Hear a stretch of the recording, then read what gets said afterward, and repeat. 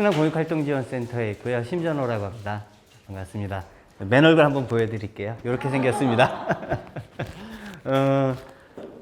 교수님 호칭은 좀 아닌 것 같고요. 옛날에 잠깐 그 시간 강사로 한 2년 다녔던 적이 있는데, 이제 프로필 달라고 할 때 이제 자랑 삼아 끼워 놓긴 하는데, 그거를 또 굳이 강조해서 소개시켜 주실 줄은 몰랐습니다. 처음에 이제 강의 요청 드리면서 좀 고민을 좀 많이 했어요. 일단은 차수가 이제 세 차씨가 되더라고요. 근데 이제 이게 모르는 사람한테는 참 막연하고 어려운데, 이게 또 한번 해본 사람들한테는 이게 조금씩 감각이 좀 생기면은 뭐 이제 그럭저럭 할만하네, 뭐 이런 게 또 이제 이 회계 파트거든요. 근데 또 깊이 알자고 하면은 또 이제 한없이 파고 들어가는 거고, 사실 오죽 이게 힘들면은 회계사 시험이 또 이게 굉장히 또 어려운 관문 중에 하나지 않습니까? 이제 뭐 고위직을 선발하는 이제 행시라고 얘기하죠. 행정고시, 뭐 사법고시와 함께 더불어서 이제 회계에 관련해서 이제 이 시험이 자격이 이제 엄청나게 이제 힘들고 어려울 정도로 좀 중요하게 다뤄지고 있는데, 사실 우리가 이제 이렇게 지역에서 단체 활동 혹은 이제 이런 공동체 활동을 하면서 회계 업무를 본다는 게 그렇게까지 가는 단계는 사실 아니잖아요. 그래서 현재 우리가 이제 어느 정도 수준으로 이제 할 수 있느냐, 이런 것들을 좀 알아보는 정도 좀 시간이라고 좀 생각을 해주시면 될 것 같고요. 그래서 좀 전체 교육과정 구성을 좀 어떻게 해야 될까 좀 고민들을 좀 많이 했어요. 그러다 보니까 원고 마감도 한 1주 이상 제가 좀 늦게 원고를 드릴 정도로.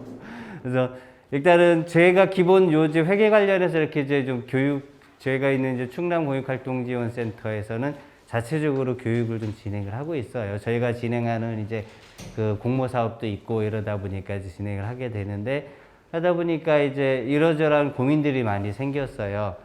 저희 공익활동지원센터가 2016년에 처음 문을 열었는데, 그 전까지는 저도 이제 동네에서 시민단체 활동을 하고 그러던 입장이었었거든요.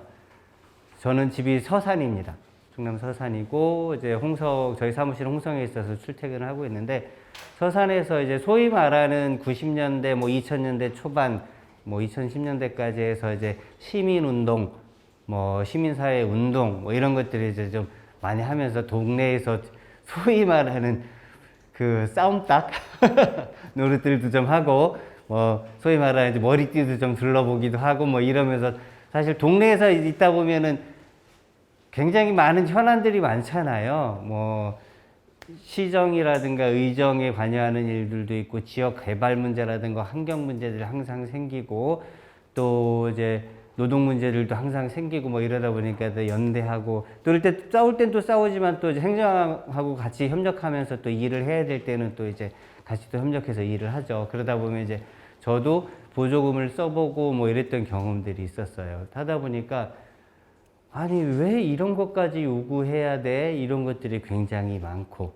또 담당자가 바뀔 때마다 이걸 요구하다가 해서 맞춰줬더니 새로운 담당자는 또 다른 걸 요구하기도 하고, 이거는 아니라고 얘기하기도 하고, 너무 이제 원칙이 없는 거예요.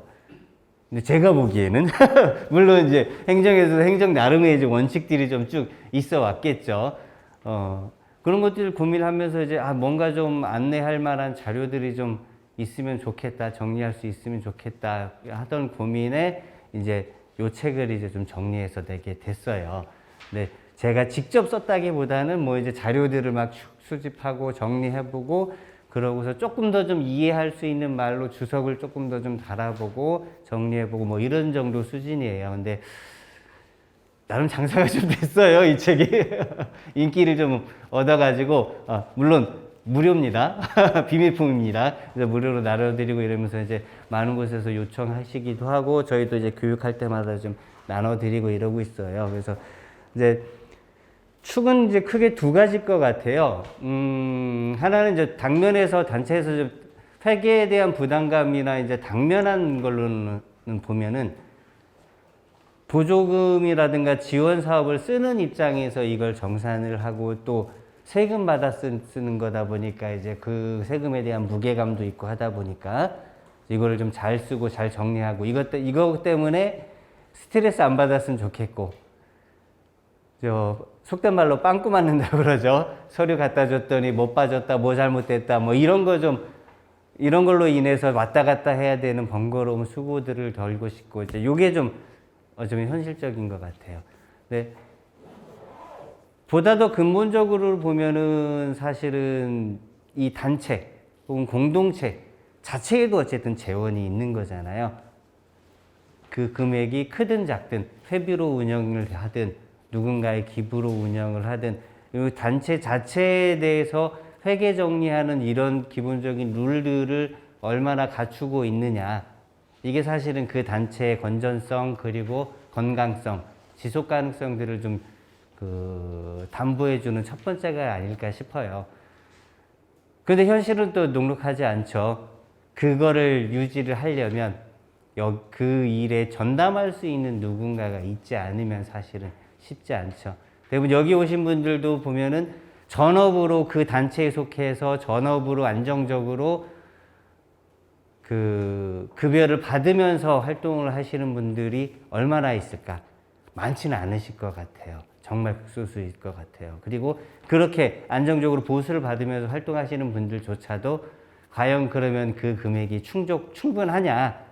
대부분의 단체들이 겨우 최저임금 겨우 간신히 맞춰주는 정도, 그리고 최저임금 겨우 맞추는 것도 사실은 요 최근 한 5년 안 된 정도의 문화 흐름일 것 같아요. 그 전까지는 단체에서 일하는 사람들이 무슨 노동자냐, 단체에서 일하는 사람들이 활동가지 무슨 노동자냐, 그러면서 최저임금 이런 거 우리는 신경 안 써도 돼. 혹은 우리 같이 어려운데 요것만 받고 해줘. 뭐 이게 이러면서 이제 뭐랄까요, 열정페이라고 표현해야 될까요? 희생을 강요하면서 쭉 해왔던 과정들이 좀 있었던 것 같아요. 뭐 그게 이제 우리 사회에서의 뭐 근현대사를 쭉 지나오면서 과정 속에서 국민들이 스스로 우리의 사회를 조금씩이라도 변화시켜 나가는 과정 속에서 이제 희생이 요구되었던 시기들이 있었기 때문에 이제 그런 것들을 이제 감안할 수 있겠지만, 이제 지금은 이제 좀 그런 것들 좀 탈피해 보고자 이제 많은 노력들이 좀 있는 것 같아요. 뭐 이제 이런 현실들이 있다 보니까 회계라는 것에 대해서 좀 많은 신경들을 쓰기 어렵고, 쓴다고 해도 이런 이제 좀 반드시 의무사항으로 지켜야 되는 이런 사항들이 좀 어려움들이 좀 있는 것 같더라고요. 그래서 요번 과정은 지금 크게 세 가지로 돼 있는데 요 잠깐 보면서 간단히 좀 말씀을 좀 드릴게요. 배포된 자료에 목차 파트가 있네요. 맨 첫 번째 요 페이지 보시면 마을활동 확대를 위한 공모사업의 이해라고 해서 요게 이제 오늘 첫 번째 시간이 될 거고요. 보조금의 이해와 관리 방법이라는 게 이제 두 번째 시간이 될 건데, 두 번째 시간은 지금까지 사이에 제가 이제 강의 이제 의뢰받을 때 이제 접수한 바로는 이제 여기 오늘 계신 분들은 또 그렇지 않은 분들도 계시다고 들었어요. 그래서 마을 나래로 이제 선정되신 분들이 이제 실제 사업을 수행하는 마을과 매칭이 이루어진다고 들었습니다. 그래서 그 마을에 내가 맡은 마을이 어떤 사업을 하고 있고 어떤 사업을 하고자 하고 있고 지금 그동안에 이제 주민자치회라든가 이런 것들이 좀 어떻게 구성되어 있는지, 그리고 마을의 이제 현재 실정은 어떤지, 내가 마을 나래로서 역할을 하기 위해서 어떤 것들을 좀 살펴봐야 될지, 뭐 이런 것들을 한번 찾아보고 만나서 이야기 들어보고 하는 것들을 이제 과제로 좀 드릴 거예요. 그래서 그 과제를 수행한 거를 같이 좀 발표하는 과정으로 좀 진행될 거고요. 이제 세 번째 꼭지가 이제 보조 사업에 이제 회계 정산하고 회계하고 정산 실무 이렇게 좀 이루어질 겁니다. 그래서 오늘 진행될 자리는 구성을 이렇게 좀 세 꼭지로 좀 잡아봤어요. 회계 기본의 이해라고 해서 좀 회계라는 것은 좀 어떻게 해야 되냐. 요거는 이제 보조금 회계라는 것까지는 가지 않고요. 전반적으로 단체 회계 관리할 때 우리가 저 회계를 관리할 때 어떤 입장으로 가야 되느냐 그리고 어떤 것들을 좀 고려해야 되느냐 그리고 여기 계신 분들 같은 경우도 지금 활동하고 소속돼서 활동하고 있는 단체가 있을 것이고 그 안에서 맡고 있는 역할들도 있으시겠죠. 또 단체가 없으시더라도 하고 계신 활동과 연계되어 있는 것들이 또 많으실 거예요. 주민자치회 같은 경우도 지금 최근 한 2, 3년 상간으로 이제 지자체마다 되게 좀 뭐라고 표현해야 되죠? 목적의식적으로 혹은 좀 더 좀 세게 표현해보면 공격적으로 주민자치회로 전환하는 것들이 좀 굉장히 많아지고 있습니다. 세종도 지금 웬만큼은 주민자치회로 전환이 좀 어느 정도 끝난 걸로 알고 있는데 막상 실상을 들여다보면 현장에서 나오는 이제 한계나 어려움들을 좀 많이 겪고 계셔요. 주민자치회는 그러면 이게 뭐냐, 조직의 성격이. 단체인가? 애매하죠. 그러니까 지방자치단체, 사실은 세종시도 지방자치단체예요. 그러니까 넓은 의미로 보면 단체이긴 하거든요. 그런데 이제 행정에 대한 관료성을 가지고 있는 이제 단체라는 좀 입장이 있는 건데, 주민자치회는 되게 좀 실험적인 것도 좀 강한 것 같아요. 그 전에 이제 주민자치위원회가 있었고, 제가 들은 바로는 그 전에 주민자치제도가 이제 없어지기 전, 그러니까 60년대 후반이 되겠죠. 이제 박정희 정부가 이제 들어서는 과정에서 그 전까지 주민자치제도를 폐쇄를 하고 주민자치제도가 다시 부활된 게 이제 90년, 91년 요맘때였던 걸로 기억을 하고 있습니다. 그때까지는 읍면동장이 직선이었고 그리고 시군수, 시장군수가 임명직이었고 이렇게 좀 되는 체계였다고 좀 들었어요. 그래서 지역에서 읍면동 실제 가까이에 있는 그 대표를 주민들이 좀 직접 뽑는 이런 과정들이 좀 있었던 건데 지금 이제 지방자치제도가 부활하면서는 기초단체라고 이야기를 하죠. 시장군수까지는 선거로 선출을 하고 읍면동장들은 이제 그 임명직으로 공무원들이 이제 맡고 계시죠. 그 과정에서 이제 그 전 단계에서 이제 의회가 다시 지방의회가 다시 부활을 하고 뭐 이런 과정이 있는 속에서 주민자치위원회라는 것들을 운영해서 해오다가 주민자치회로 전환을 하고 있는데 주민자치회도 어쨌든 하나의 조직인 것이고 단체가 되는 셈인데 자치단체가 돼버리는데 이게 행정에서 목적의식적으로 이제 자치단체를 계속 만들고 있는 거죠. 주민자치회를 만들고 있는데 이 주민자치회의 예산은 자생할 수 있는 예산이라든가 운영 권한이라든가 주민자치회의 권한이 어디까지일 것이냐.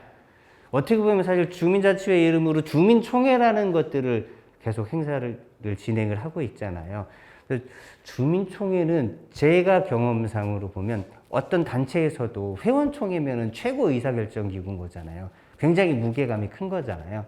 그럼 주민총회라는 것은 정말 우리 지역에서 살고 있는 사람들의 총의를 다 모아서 총회를 진행해야 되는 건데 이러면은 이 정치력과 조직력과 이 실무력들이 어마무시해야 될 것 같은데 기초 단위에서 시장군수가 아닌 기초 단위에서 뭐 이제 세종 같은 경우는 이제 특별자치시기 때문에 좀 약간 좀은 격이 좀 의상이 조금 다르긴 하겠지만은 어쨌든 요 단위에서 각 읍면동마다 모든 곳에 주민자치회를 구성하고 읍면동마다 주민총회를 개최하고 이 안에서 자체적으로 뭔가를 사업을 수행하게 만들고 있는 거거든요. 그러면 이 주민자치회를 되게 탄탄하게 좀 꾸려야 되는데 또 주민자치회에 자체 재원이 있느냐, 독립적으로 재정을 운영할 수 있는 수입원 혹은 뭐 이제 지자체에서 그 중앙정부로 교부금이라든가 세금을 징수하듯이 자체 재원이 그런 것들이 그 부분 같은 것이 내려온다거나 이렇게 되느냐, 또 그렇지는 않거든요.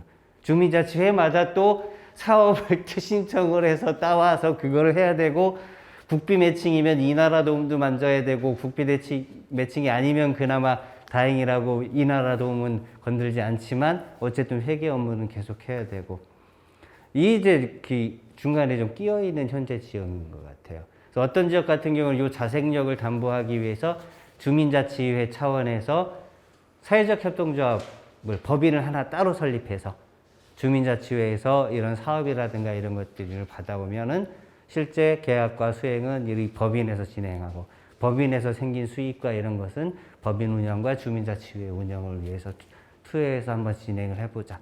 이렇게 하면서 이제 실험적으로 시도를 하고 있는 데도 있기는 하더라고요. 그런데 아직은 갈 길이 좀 많이 좀 험난해요. 거기다 이제 실제 거기에 주민자치회에 또 이제 참여하시는 분들은 한테는 또 여전히 또 옛날처럼 봉사, 희생 이게 이제 먼저 깔려버리는 거죠. 이분들한테 어떠한 것들을 좀 제시해 주거나 담보해 주거나 하지 못한 채 이런 것들이 좀 많이 좀 풀어야 될 숙제일 것 같기는 해요. 그래서 이제 진행을 하시면서 이런 것들에 대한 어려움들을 좀 견지를 하시면서 이제 여러분들이 이제 지역에서 이제 주민자치회 분들을 만나시다 보면 이런 얘기를 좀 많이 들으실 것 같아요. 그러면 이제 이런 것들을 좀 인지하신 상태에서 사실은 이런 것들을 제도적으로 담보해 주기 위해서는 결국은 주민들이 또 계속 행정에 요구를 해야 되거든요. 그러면서 이제 제도를 개선해야 되고 뭐 이렇게 되겠죠. 지금 당장 해달라고 하면은 근거가 없어서요. 법이 없어서요. 예산이 없어서요. 라는 말씀밖에 담당 공무원님들은 못 하실 거예요. 근데 이게 이제 요구가 계속 몇 년 이어지다 보면은 그것을 위한 이제 돌파구들을 찾아볼 수 있겠죠. 뭐 이제 의원님들을 설득할 수도 있고, 뭐 이제 담당 관계 공무원님들이라든가 뭐 이제 단체장님들을 설득한다거나 이제 이런 과정들을 좀 꾸준히 이제 만들어 나간다라면은 우리가 이제 이 이야기하고 있는 주민자치, 혹은 뭐 마을자치, 지역공동체 이런 것들을 좀 만들어갈 수 있는 이제 과정들이 좀 되지 않을까 싶습니다. 그러면서 이제 그 다음 꼭지로는 이제 보조사업의 이해라고 해서 대부분 좀 보지 않고 지나가는 앞부분, 여력이 기회가 되신다라면은 여기 오늘 담당하고 있는 김미리 선생님한테 요청을 하시면 좋으실 것 같고, 아니면 시청 홈페이지에 들어가셔도 자료를 찾아보실 수는 있으실 것 같고 한데, 지자체마다 보조금 집행지침이라는 게 있어요. 보조금 집행지침에서 보면은 원칙이 어떻고 어떤 거에 근거해서 이런 것들 쭉 따르고 뭐 이제 이런 내용들이 서두에 쭉 있어요. 대부분은 잘 안 보셔요. 그런데 그리고 저도 이제 이 부분을는 교육할 때는 특별히 다루지는 않아요. 잘못하면 너무 많은 과도한 정보가 돼서 굳이 하는데, 아무래도 이제 이야기를 들었을 때 여기 계신 분들은 또 이제 교육을 듣고 나서 또 이제 주민분들을 만나면서 활동도 하셔야 되고 뭐 이러신다는 얘기들을 좀 들어서 이 부분을 좀 추가해서 서두로 어떤 원리와 원칙들이 좀 있는지 좀 짚어봤으면 좋겠다 싶어서 했고, 그 다음 이제 초기에 좀 제언들 드리는 말씀, 이렇게 해서도 오늘 좀 구성을 좀 할 거고요. 네, 3회차 때 이제 실제 어떤 것들, 어떤 서류들이 들어가고 어떻게 좀 처리해야 될지 이런 것들을 좀 진행을 하도록 하겠습니다.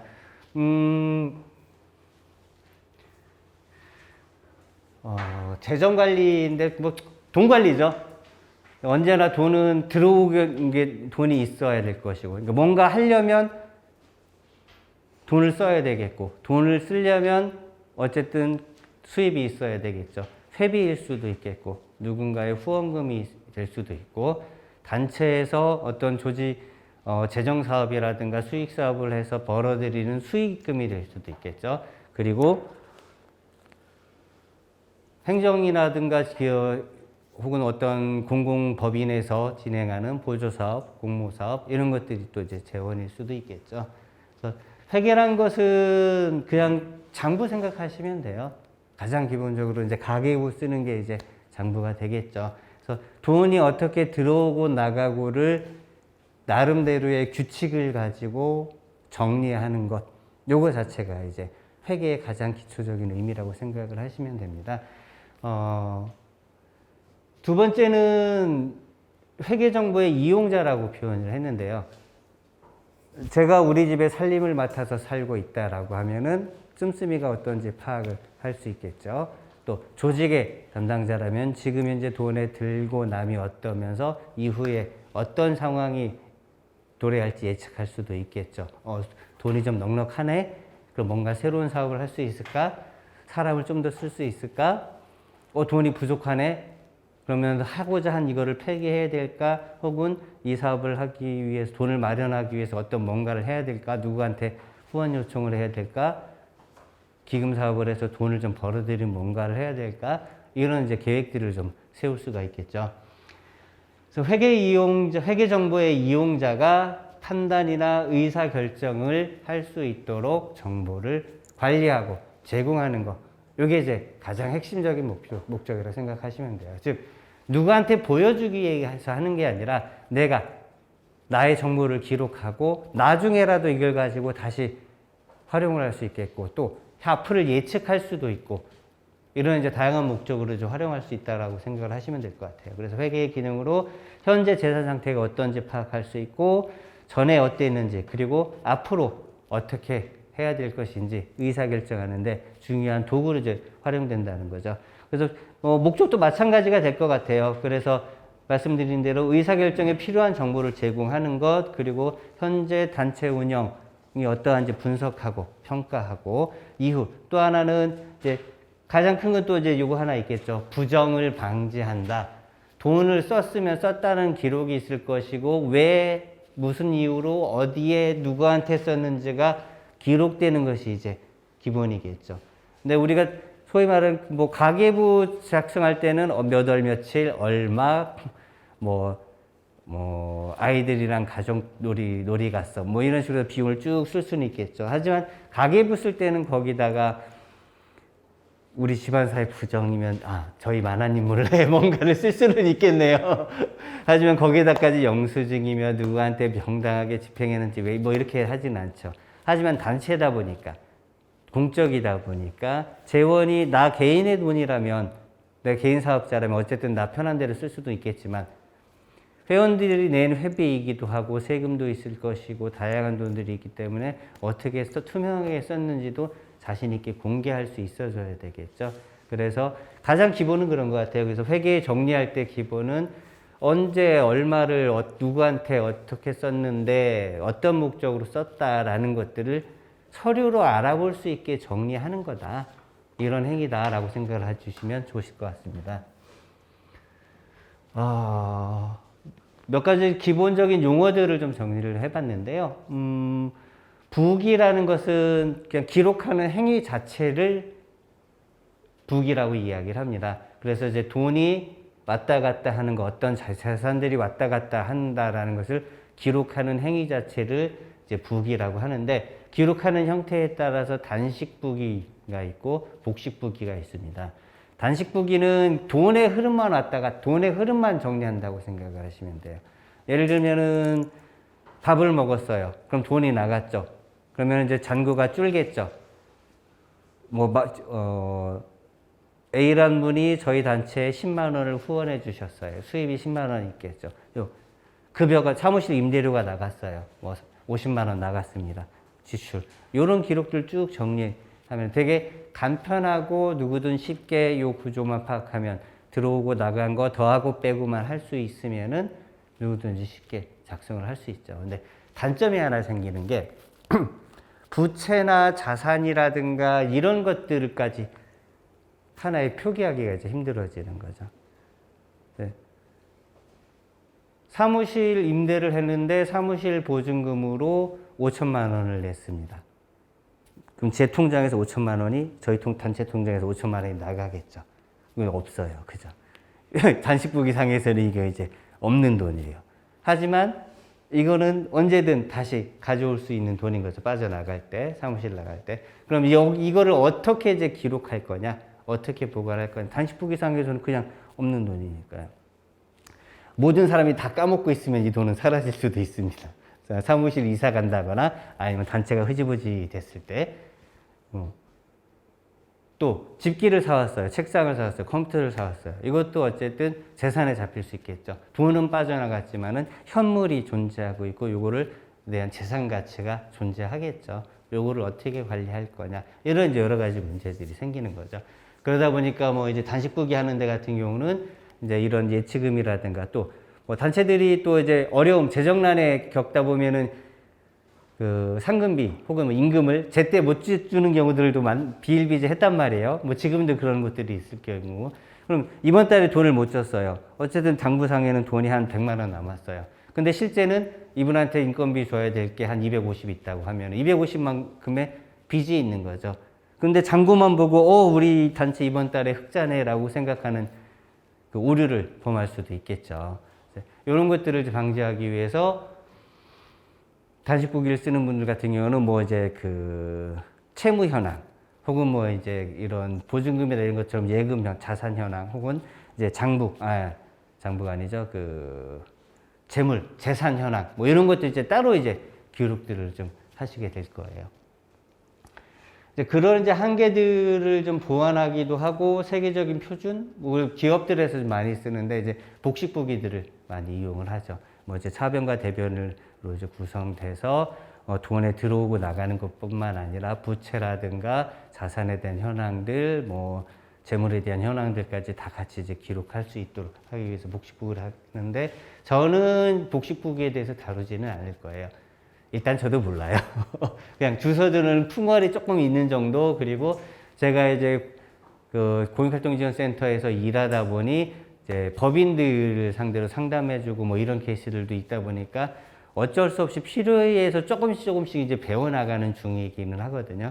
근데 이제 복식부기는 워낙 체계라든가 이런 것들이 좀 복잡하다 보니까 단식부기로 좀 주로 안내기를 하고 있어요. 그리고 행정이나 이제 지자체도 일단은 이제 단식부기로 좀 진행하는 것들이 좀 있고, 활동 소속되신 단체가 법인이 아닌 이상은, 즉 협동조합, 그리고 뭐 사회적 협동조합, 그리고 이제 사단법인, 재단법인 이런 분들은 복식부기를 하셔야 돼요, 법적으로. 그리고 현재 사단법인 같은 경우는 굳이 아직까지는 강제는 하고 있지는 않지만 장기적으로 이제 복식부기를 하도록 계속 이제 요구를 하고 있고, 기부금 단체로 지정되면 단체들 같은 경우는 또 필수로 이제 복식부기를 쓰셔야 되고 뭐 이런 부분들이 좀 있습니다. 그러다 보니까 이제 마을 단위에서 이제 그 주민자치회를 현재 고유번호증만 있는 주민자치회가 있으실 거예요. 그리고 주민자치회를 법인으로 만들어야 되나 이렇게 이제 전환 고민을 하시는 데들도 있으실 거고, 아까 말씀드렸던 사회적 협동조합이나 이런 것들로 좀 가야 되나, 아니면 이런 걸 따로 만들어야 되나 이런 고민들을 또 하시는 분들이 있으실 거예요. 그래서 어느 게 좋다, 유리하다라는 거를 참 말씀드리기가 쉽지 않아요. 제 입장에서, 제 경험 상황에도 쉽지가 않더라고요. 왜냐면은 법인 정도 돼서 딱 위상은 법인으로 가는 게 참 좋아요. 그런데 이 법인을 유지하고 관리하려고 하는 행정적인 실무라든가 이런 세무적인 문제, 회계적인 문제들을 모두 이제 처리할 수 있는 이런 것들이 담보하기가 사실 쉽지 않거든요. 그런 이제 결심들까지 좀 하시면서 진행하셔야 돼서, 우선은 지금 기초적인 단계에서 단식부기 익숙해지시고 이제 단체의 조직 체계를 좀 안정적으로 운영하는 과정 속에서 차분하게 전환하시는 거를 고민하시는 게 좋으실 것 같아요.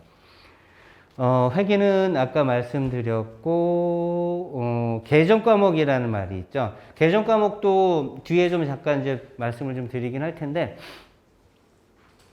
보통 뭐 장, 관, 항목 이렇게 구분하시는 분도 있고, 장은 떼고 관, 항목 이렇게 구분하시는 분들도 있고, 줄여서 뭐 항목 이렇게 표현하시는 분들도 있죠. 그래서 개정 과목은 돈의 성격, 돈이 어떤 목적으로, 어떤 용도로 썼는지에 따라서 그 성격을 이제 분류해 놓는 거라고 생각하시면 돼요. 그래서 이제 복식부기라든가 이제 기업회계 쪽 보면은 되게 굉장히 많은 표가 쭉 있습니다. 이 개정 과목 분류해 놓은 것들이. 근데 이제 기업회계 다른 분들은 어쨌든 공인회계법을 따라야 되는 것들이 있다 보니까 자체 그 구분이 있더라도 여기에 끼워 맞추는 경우들이 좀 많이 있는데, 아직까지 이제 단식부기 그 운영하는 이런 데들 같은 경우는 굳이 이제 그렇게까지 가실 필요는 없어요. 그래서 다른 곳에서 쓰는 그 자료들을 바탕으로 우리 단체가 하고 있는 사업들 내용에 맞게 개정 과목을 분류하고 작성을 하시면 돼요. 그래서 제일 크게는 인건비, 운영비, 뭐 사업비 이런 형태로 이제 제일 크게 구분하는 것이 보통이죠. 이 파트를 이제 관 파트로 설정을 해놓는 경우들이 좀 많습니다. 그리고 각각의 관에 따라서 인건비도 또 종류가 또 몇 가지 있을 것이고, 운영비에서도 종류가 몇 가지 있겠죠. 뭐 임대료도 있겠고, 전기료, 통신료, 뭐 회의비, 뭐 이런 것들이 있겠죠. 이런 거 성격별로 정리를 해놓고, 사업 같은 경우도 여러 가지 각 단체의 특성에 맞는 여러 사업들이 좀 있겠죠. 그런 것들을 좀 분류를 해놓고 하다 보면은 요 표 정리된 1년치 결산표 하나만 봐도 단체 재정이 수입이 어떻고 지출이 어떻고 어느 용도로 어디에 얼마를 썼는지 또 사업비 어떤 사업에 주력을 해서 했는지를 한눈에 쭉 볼 수가 있는 거죠. 그러니까 이 표 하나만 봐도 세부 내용은 몰라도 어쨌든 이 단체의 지향, 흐름, 현재 운영 상태가 어떤지까지도 어느 정도는 가늠해 볼 수 있는 이런 되게 중요한 자료가 되는 거죠. 회계기간, 회계개년도 이렇게 얘기를 하는데 보통은 1월 1일부터 12월 31일까지 해서 끊는 게 이제 보통입니다. 근데 경우에 따라서는 교육청 쪽이었나요? 이제 경우에 따라서는 2월 회기, 3월 회기 이렇게 3월 회기 정도로 끊는 데들도 있습니다. 그래서 4월 1일부터 3월 31일까지 이렇게 끊는 데도 있고 또 단체 특성에 따라서 6월로 이제 6월 말일로 회계를 끊는 경우도 있고 그래서 보통은 1월 1일부터 12월 31일까지로 딱 한 해 이걸 기준으로 끊는 게 보통이기 때문에 특별한 이유 없으면은 그냥 이렇게 가도 돼요. 하지만은 회계년도는 무조건 이렇게 따라야 된다라는 건 사실은 아니에요. 그냥 어쨌든 시작과 끝을 맺기 위해서 편의상으로 단체에서 결정해서 기간을 잡아놓는 거라고 생각을 하시면 됩니다.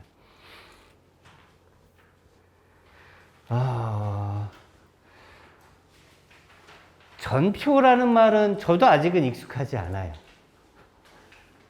그러니까 전표라는 용어는 보면은 회사에서 무슨 전표, 지출 전표 작성하라고 이렇게 얘기를 하는데 이게 이제 요즘 들어서 되게 어색한 것 중에 하나가 뭐냐면 계좌이체하고 체크카드 쓰고 요즘 폰으로 다 모바일 링킹하고 세금 계산서도 전자로 다 나오고 이렇게 하는데 이게 전표라는 개념이 이제 요즘 시대에서 그리고 지금 요런 이제 그 회계 문화에서 어느 정도 의미를 가지고 있는지 저는 사실은 잘 모르겠어요. 저도 이제 그 발로 쓴 회계 뜻이 뭐냐면은 그냥 제가 너무 잘 알아서 이렇게 발로 썼다는 게 아니고요. 발로 뛰어다니면서 썼다는 의미거든요. 그러니까 경험 속에서 이제 얻은 지식들이다 보니까, 정의를 찾아보면은 회계적 사건의 기본 요소를 기록하는 정형화된 양식으로 해서 일시 계정 과목 금액 그리고 이제 추가적인 정보로 거래처 회계 단위 프로젝트 자부담 이런 것들을 다 표현하는 게 전표다라고 이야기를 해요. 근데 경험상으로 보면 이 내용이 우리가 품위서, 결의서 쓸 때 다 있는데 영수증에 이런 것들이 다 있는데 그럼 별도의 전표란 거를 다시 또 만들어야 되나? 이런 이제 궁금증들이 좀 되게 많이 들더라고요. 근데 현재 아직까지는 제가 이제 경험한 바로는 전표라는 것 자체의 이름을 가진 문서를 따로 생산한 경험은 없어요. 근데 전표라는 용어를 특히나 이제 회계 쪽 그 책이라든가 제가 공부를 하면서 찾아보다 보면 전표라는 용어들은 여전히 좀 많이 쓰여지고 있더라고요. 그래서 아무래도 이제 회계라는 현대 방식의 회계라는 개념이 일단 이제 서양에서 이제 건너온 측면도 있고 이제 무역이라든가 국제적인 거래들 그리고 이제 회사 간의 거래들 과정에서 돈과 물건의 오고 감 이런 것들을 이제 기록하는 요 과정 속에서 이제 이런 이제 전표라는 서식이 좀 생겨났지 않았을까 추측하는 정도입니다. 장부는 이제 아까 말씀드렸고 이제 품위서는 어떤 일을 수행하기 전에 혹은 어떤 사업을 진행하기 전에 혹은 어떤 물건을 사기 전에 어떤 물건을 만들어서 계약하기 전에 이런 용도로 이런 계획을 가지고 있고 이런 정도의 예산이 들 것 같다 라고 이제 사전에 계획을 수립하는 과정에서 세우는 게 이제 품위서라고 생각을 하시면 돼요. 지출결의서는 요즘 이것도 좀 애매해요. 어떤 분은 돈 쓰기 전에 결제를 받아야 된다, 지출결의서. 어떤 분은 돈 쓰고 나서 정리하는 게 지출결의서다라고 이야기를 하시는데 아직도 깔끔하진 않습니다. 근데 보통은 품위서, 결의서가 구분 없이 그냥 쓰여지는 경우도 있고 품위서가 써야 될 시기가 명확하게 떨어질 때도 있어요. 예를 들어 오늘 행사를 치르기 위해서 비용이 한 100만 원 정도 소요가 된다. 그런데 오늘 행사를 진행하기 위해서 돈이 쓰여지는 날짜는 다 다를 수 있죠.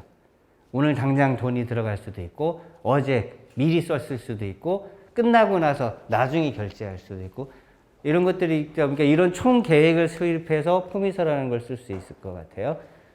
이제 지출 결의서는 그럼 쓸 때마다 그때 이제 지출하면 되겠죠. 그런데 이제 특별한 계획적이지 않고 단건 하나씩 그때그때 집행이 될 때가 있어요. 업무 추진비를 지금 써야 되는데, 그럼 사전 품위하고 결의 쓰는 경우도 있지만, 보통은 실무 경험 있으신 분들은 보면은 품위서 결의서 날짜가 다 똑같죠. 어느 게 먼저냐, 이게 정당하냐, 이거에 대해서 굳이 지금은 피곤하게 따지진 않아요. 저도 실무적으로는 마찬가지죠. 근데 굳이 원칙과 이런 것들을 따진다라면은 이제 미리 이제 이 순서에 맞게 하는 게 맞겠죠. 그다음에 이제 보고서 결산서라는 것은 이제 어떤 특정한 기간, 보통은 이제 1년, 연간 회계가 끝나면 혹은 보조사업 받는 게 이제 기간이 끝나면은 사업 성과가 어떻게 사업을 진행을 했고 이에 따른 성과가 어떻게 되고 그 다음 돈을 어떻게 썼는지 이제 종합적으로 정리하겠죠. 그래서 이제 이런 이제 그 특정 기간 혹은 특정 시점에서 돈을 어떻게 썼는지를 간단하게 좀 일목요연하게 정리하는 거 이런 것들 이제 보고서 결산서라고 합니다.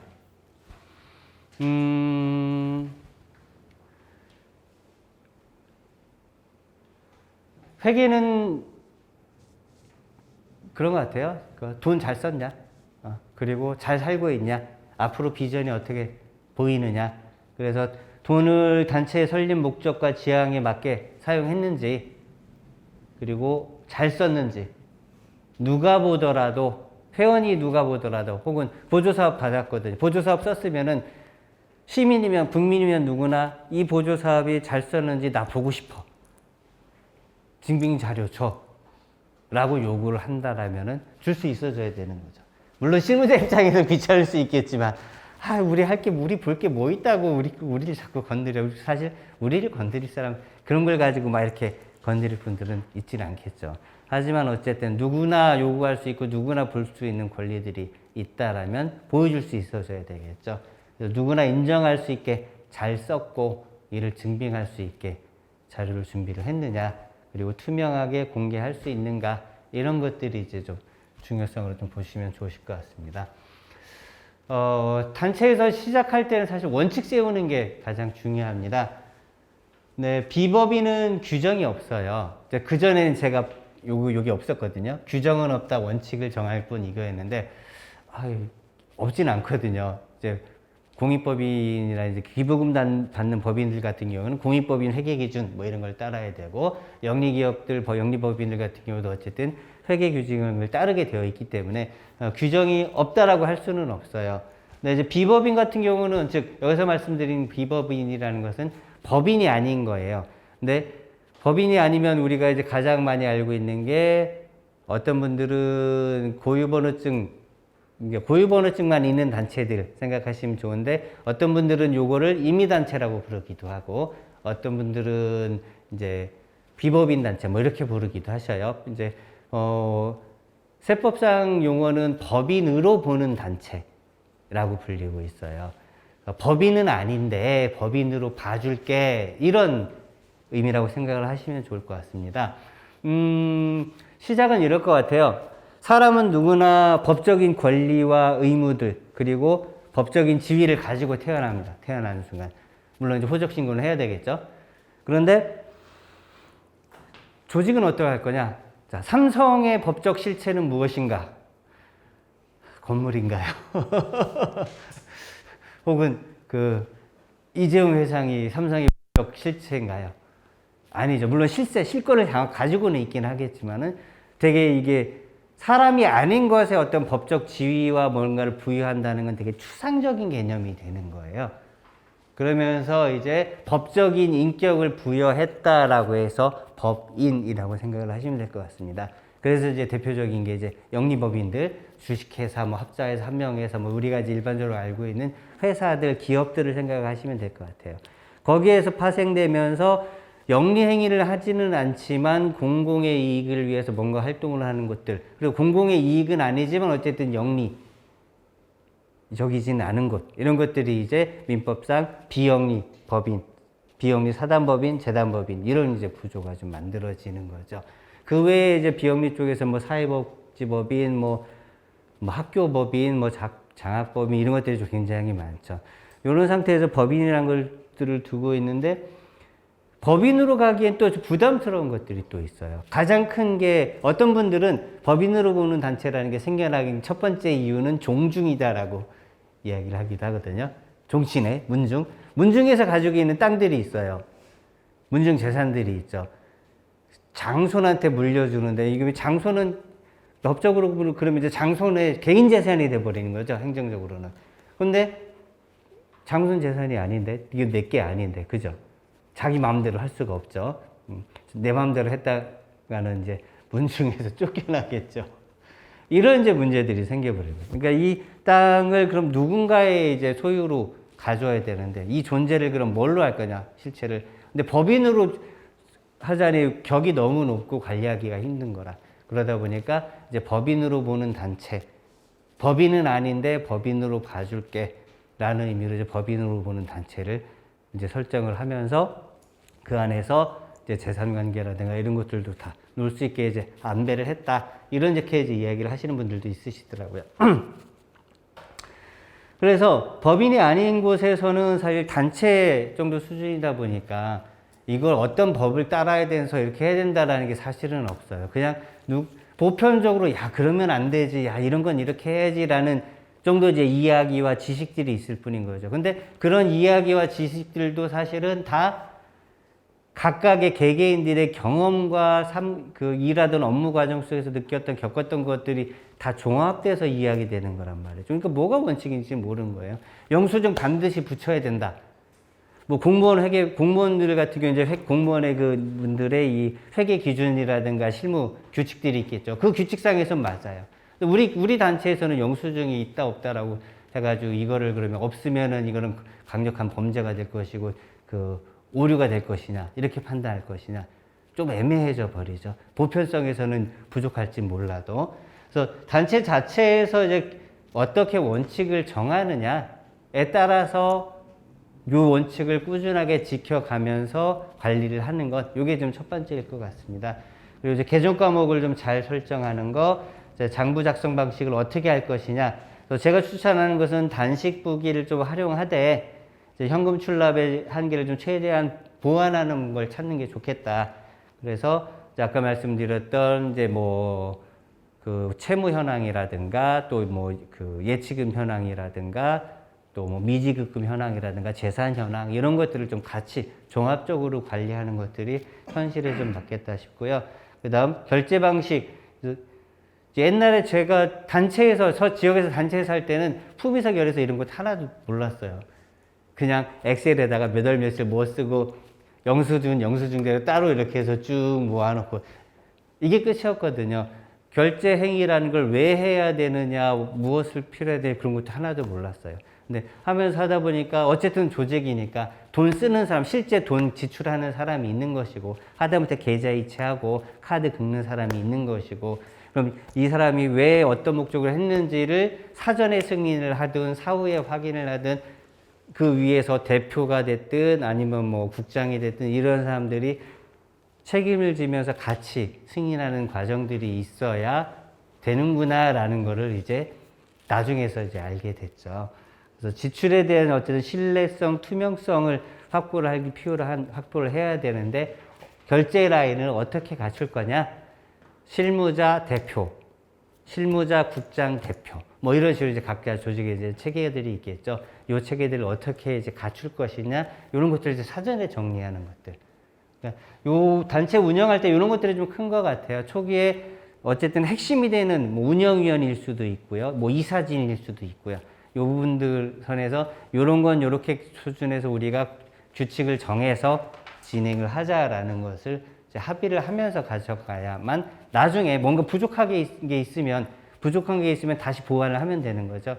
그런데 사전에 합의 없이 진행되면은 잘못하면 이게 그 누군가 개인의 이제 책임으로 돌아가 버릴 수도 있거든요. 그래서 좀 조직적인 책임을 같이 지는 것이 좀 중요할 것 같습니다.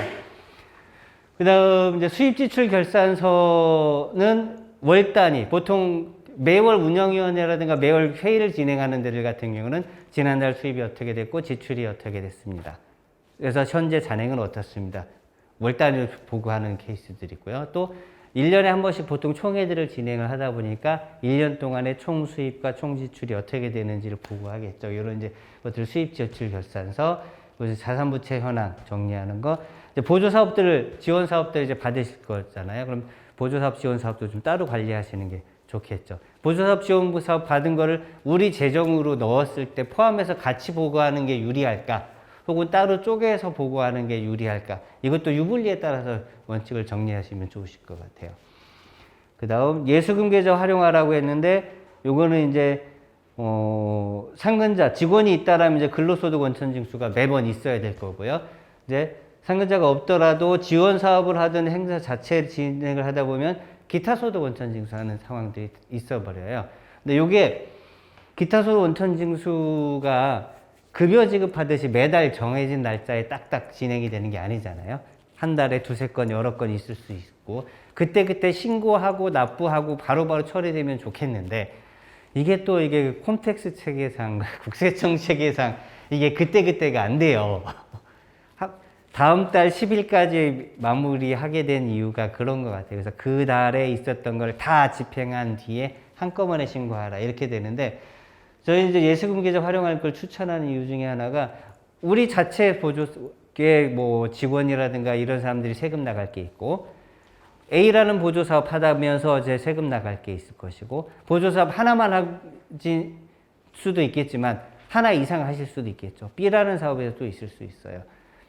이 매번마다 내야 되고 신고해야 되는 체계가 신고하고 그 다음번에 또 신고하려면 앞에 게 지워지고 신고를 하게 되거든요. 그러다 보니까 매번 신고할 때마다 누적으로 계속 추가로 보완해야 돼요. 그럼 이제 세금 내는 게 또 문제인 거죠. 그러다 보니까 한꺼번에 신고해서 한꺼번에 내는 체계가 좋은 거죠. 그러다 보니까 따로 별도로 예수금 통장을 마련해서 만들어 설정을 해서 이쪽에 돈을 다 모아 놓았다가 이제 세금 신고하고 납부할 때 한 번에 빠져나가도록 신고하고 이제 각 사업별로 지출 증빙 자료에는 이때 냈던 내용 자료들을 복사해서 같이 쭉 붙여놓고 이런 방식으로 좀 진행하시는 게 좀 유리하십니다. 개정 과목에 대한 예인데요. 이렇습니다. 이거 이제 예시 자료 좀 첨부해 드린 거예요. 인수인계 혹은 이제 그 실무자들이 조금 편하라고 어떤 내용을 이렇게 이제 구분했는지까지 좀 보여주고 있는데요. 자, 항을 정기예비 쭉 이렇게 쭉 나눴어요. 그럼 요 앞에 이제 관 파트가 있을 것 같은데 여기는 이제 수입부인 거죠. 수입부인데 회비, 후원금도 이제 일반후원, 특별후원금 나왔고 사업비를 통한 이제 수입이 있고 기타 수입 이런 식으로 이제 표현을 해냈죠. 그 다음 지출 파트는 사업비 지출, 분담금 지출, 뭐 이제 운영비 지출, 기타. 그래서 각각의 운영비에 대해서 쭉 이렇게 해놨죠. 그럼 여기 요 표 같은 경우는 조금 아쉬운 게 너무 많아요, 이것도. 요 라인이 좀 너무 많아요. 그래서 여기 조금 더 좀 합할 수 있는 것들은 합해서 좀 정리해 주는 게 조금 좋을 수 있죠, 이게. 그러니까 관리하는 측면과 보는 사람의 측면을 좀 같이 고려를 해 주는 게 좋기는 한데요. 예를 들면은 아까 지출 파트에서 운영비가 굉장히 많죠. 상세해서 정말 깔끔해서 좋긴 수는 있겠지만은 합치면 좋을 수 있는 것들 글쎄요. 뭐 복리후생비, 사대본 임금상비, 퇴직금, 임차료, 수도광열비, 우편료와 통신료들을 합친다거나 수선유지비, 소모품, 도서인쇄비 이런 부분들을 합친다던가 세금과 공과금과 지수급수수를 합친다던가 뭐 이런 식으로 단체 실정에 맞게 해서 조합을 하시면 돼요. 그래서 요거는 여기에 이제 세부 내용 설명을 같이 달아주는 건 되게 좋아요. 그럼 이제 담당자가 바뀌더라도 그 다음 담당자가 이어서 이제 여기서 작업을 할 수도 있겠고, 누가 보더라도 이런 내용이구나까지 이제 같이 잡을 수 있는 정도면 좋겠죠. 보통 수입부 그렇고 지출부는 그래서 보면 여기가 사업비, 분담금, 운영비, 기타 이렇게 이제 4개 항으로 좀 구성되어 있는 셈이 되겠죠. 요 부분은 단체의 처지마다 다 달라서 일관되게 회계 안내를 하기가 어렵더라고요. 그 고충을 핑계를 댈 만한 뭔가 좀 자료를 만들어 보고 싶어서 이제 구성을 했어요. 단체 처지에 따라 상황이 다른 거예요. 법인이냐 비법인이냐.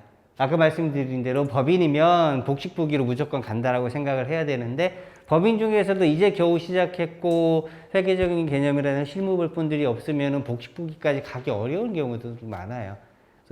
또 법인이 아닌 곳은 즉 비법인, 법인으로 보는 단체 혹은 등록되지 않은 단체, 비영리 민간단체 이런 데들 같은 경우 굳이 우리는 복식부기를 써야 될 의무는 없는데 라고 한다면 단식부기로 집중해서 가시면 되실 것이고 그래도 우리 복식부기 쓰자 이게 훨씬 더 명확하고 명료하고 깔끔하고 좋다 하니 라고 하면 이제 복식부기로 갈 수도 있겠죠.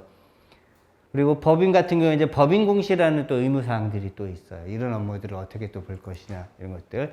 또 보조 사업을 수행한다라고 하면 일단 정산이 제일 큰 저거겠죠. 사업을 잘 집행하고 성과도 내는 것도 중요하지만 정산을 잘해야 되는데 정산을 잘하려면 결국은 보야 되는 건 집행 기준이거든요. 이 집행 기준이 달라요, 다. 지자체마다 달라요. 그러니까 큰 틀에서는 비슷해요. 큰 틀에서는. 근데 소소하게 예를 들면은 논산시 같은 경우는 50만 원 넘으면 무조건 비교견적 내라고 해요. 100만 원 넘어가면 무조건 계약서 쓰라고 해요. 근데 대부분의 지자체, 세종시 같은 경우도 100만 원 넘어가면 비교견적 이렇거든요. 이런 소소한 기준들이 좀씩 다 달라요. 또 이게 농림부 예산이냐 문화관광부 쪽 예산이냐 교육부 쪽 예산이냐 뭐 행안부라든가 지자체 예산이냐에 따라서 지급 기준이 또 좀씩 달라요.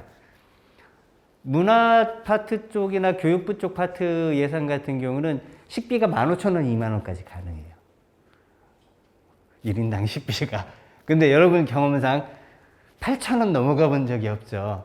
이 8,000원도 오른 지 한 2, 3년 정도밖에 안 됐어요. 그전에는 7,000원, 그전에 6,000원 뭐 이랬었어요. 이런 지급 기준이 좀씩 다르고, 강사료 기준도 또 달라요. 문화부 쪽 예산은 강사료를, 그러니까 단체 직원, 우리가 이제 뭐라고 해야죠? 사업을 신청한 그 단체에 소속된 사람들한테는 강사료를 지급하지 못하게 되어 있어요. 근데 문화부 쪽 예산이나 평생교육 쪽 예산은 우리가 이 사업을 따서 우리가 사업을 진행하고 아이들도 가르치고 문화 강습도 진행하고 뭐 이렇게 하는 게 있다 보니까 인정을 해줘요. 자체 사람들한테 이제 강사료를 지급하는 걸 인정해줘요. 근데 문제는 강사료가 너무 짜요. 시간당 한 2년 전에까지인가가 시간당 3만 원, 3만 5천 원 뭐 이런 정도 수준이었어요. 그런데 저희가 안나는 지자체에서 진행하는 이런 지원 보조 사업 같은 경우는 강사료 지급 기준 이래가지고 2급 뭐 15만 원에 8만 원, 3급 12만 원에 뭐 6만 원 뭐 이런 식으로 이제 급수 따라 이제 차등이 있죠. 그러니까 비용도 굉장히 또 다르고 또 지급할 수 있는 대상도 다르고 뭐 이랬죠. 그래서 집행 기준을 좀 항상 좀 잘 파악하고 계셔야 돼요. 그래서 제가 권유드리는 게 공모 사업을 하든 보조 사업을 하면 사업계획서, 예산서, 사업계획서 제출할 때부터 예산계획 채울 때 쓸 때부터 집행 기준 받아가지고 그거 보면서 어떻게 쓸지까지 써야 될지, 쓸 수 있을지 없을지, 얼마나 쓸 수 있을지 이런 것까지 다 보면서 이제 하라고 얘기를 하거든요. 그래서 사업할 때마다 집행 기준은 무조건 하나 출력해가지고 책상 옆에 딱 두고 메모하고 빨간 줄 긋고 포스트잇 붙이고 막 이렇게 하면서 그때그때 찾아보실 수 있게 준비를 해 놓으시는 게 좋습니다. 그리고 단체 회계랑 구분을 어떻게 할 거냐. 어쨌든 별도의 통장을 따로 쓰기는 하지만 단체 회계 안에 같이 포함시켜버리면 이 사업하느라고 돈은 지출되는 돈도 다 단체 회계 안에 같이 포함이 될 수도 있겠죠. 그렇게까지 할 거냐? 요거는 요거대로 따로 구분하고 이 사업에 대해서 얼마가 들어왔고 총 얼마를 써서 얼마를 반납하고 요 내용만 간략하게 단체 회계에 정리할 거냐? 이런 것들을 좀 구분해서 정리해 놓는 게 좋죠. 저 같은 경우는 이제 후자를 추천을 드려요. 근데 이제 이게 복식부기를 쓰고 법인회계를 쓰고 이러다 보면은 이것도 법인회계에 다 포함시켜야 된다고 얘기는 하더라고요. 그다음에 기부금 단체로 지정되면 기부금을 받을 수 있는 단체는, 기부금은 누구나 받을 수 있어요. 기부금 단체로 지정받건 받지 않았건 받을 수는 있어요. 문제는 뭐냐면 세제 혜택이 되는 영수증을 발급해 줄 수 있느냐 없느냐 차이거든요. 또 하나 문제는 기부를 받았다는 건 어쨌든 돈을 넘어온 거잖아요. 그러니까 상속과 증여에 관한 법률이라고 있는데, 상속은 부모라든가 이렇게 이제 가족 관계에서 이제 물려받은 거라면, 증여라는 것은 타인에게 이제 돈을 받은 거예요. 그러면 어쨌든 받은 사람 입장에서는 수입이 생겼기 때문에 이거에 대해서 신고하고 세금을 납부해야 될 의무가 있는 거거든요. 그러니까 단체 입장에서도 마찬가지인 거예요. 기부를 받았어도 어쨌든 수입인 거고, 이거에 신고를 하고 세금을 납부를 해야 될 의무가 있는 거죠.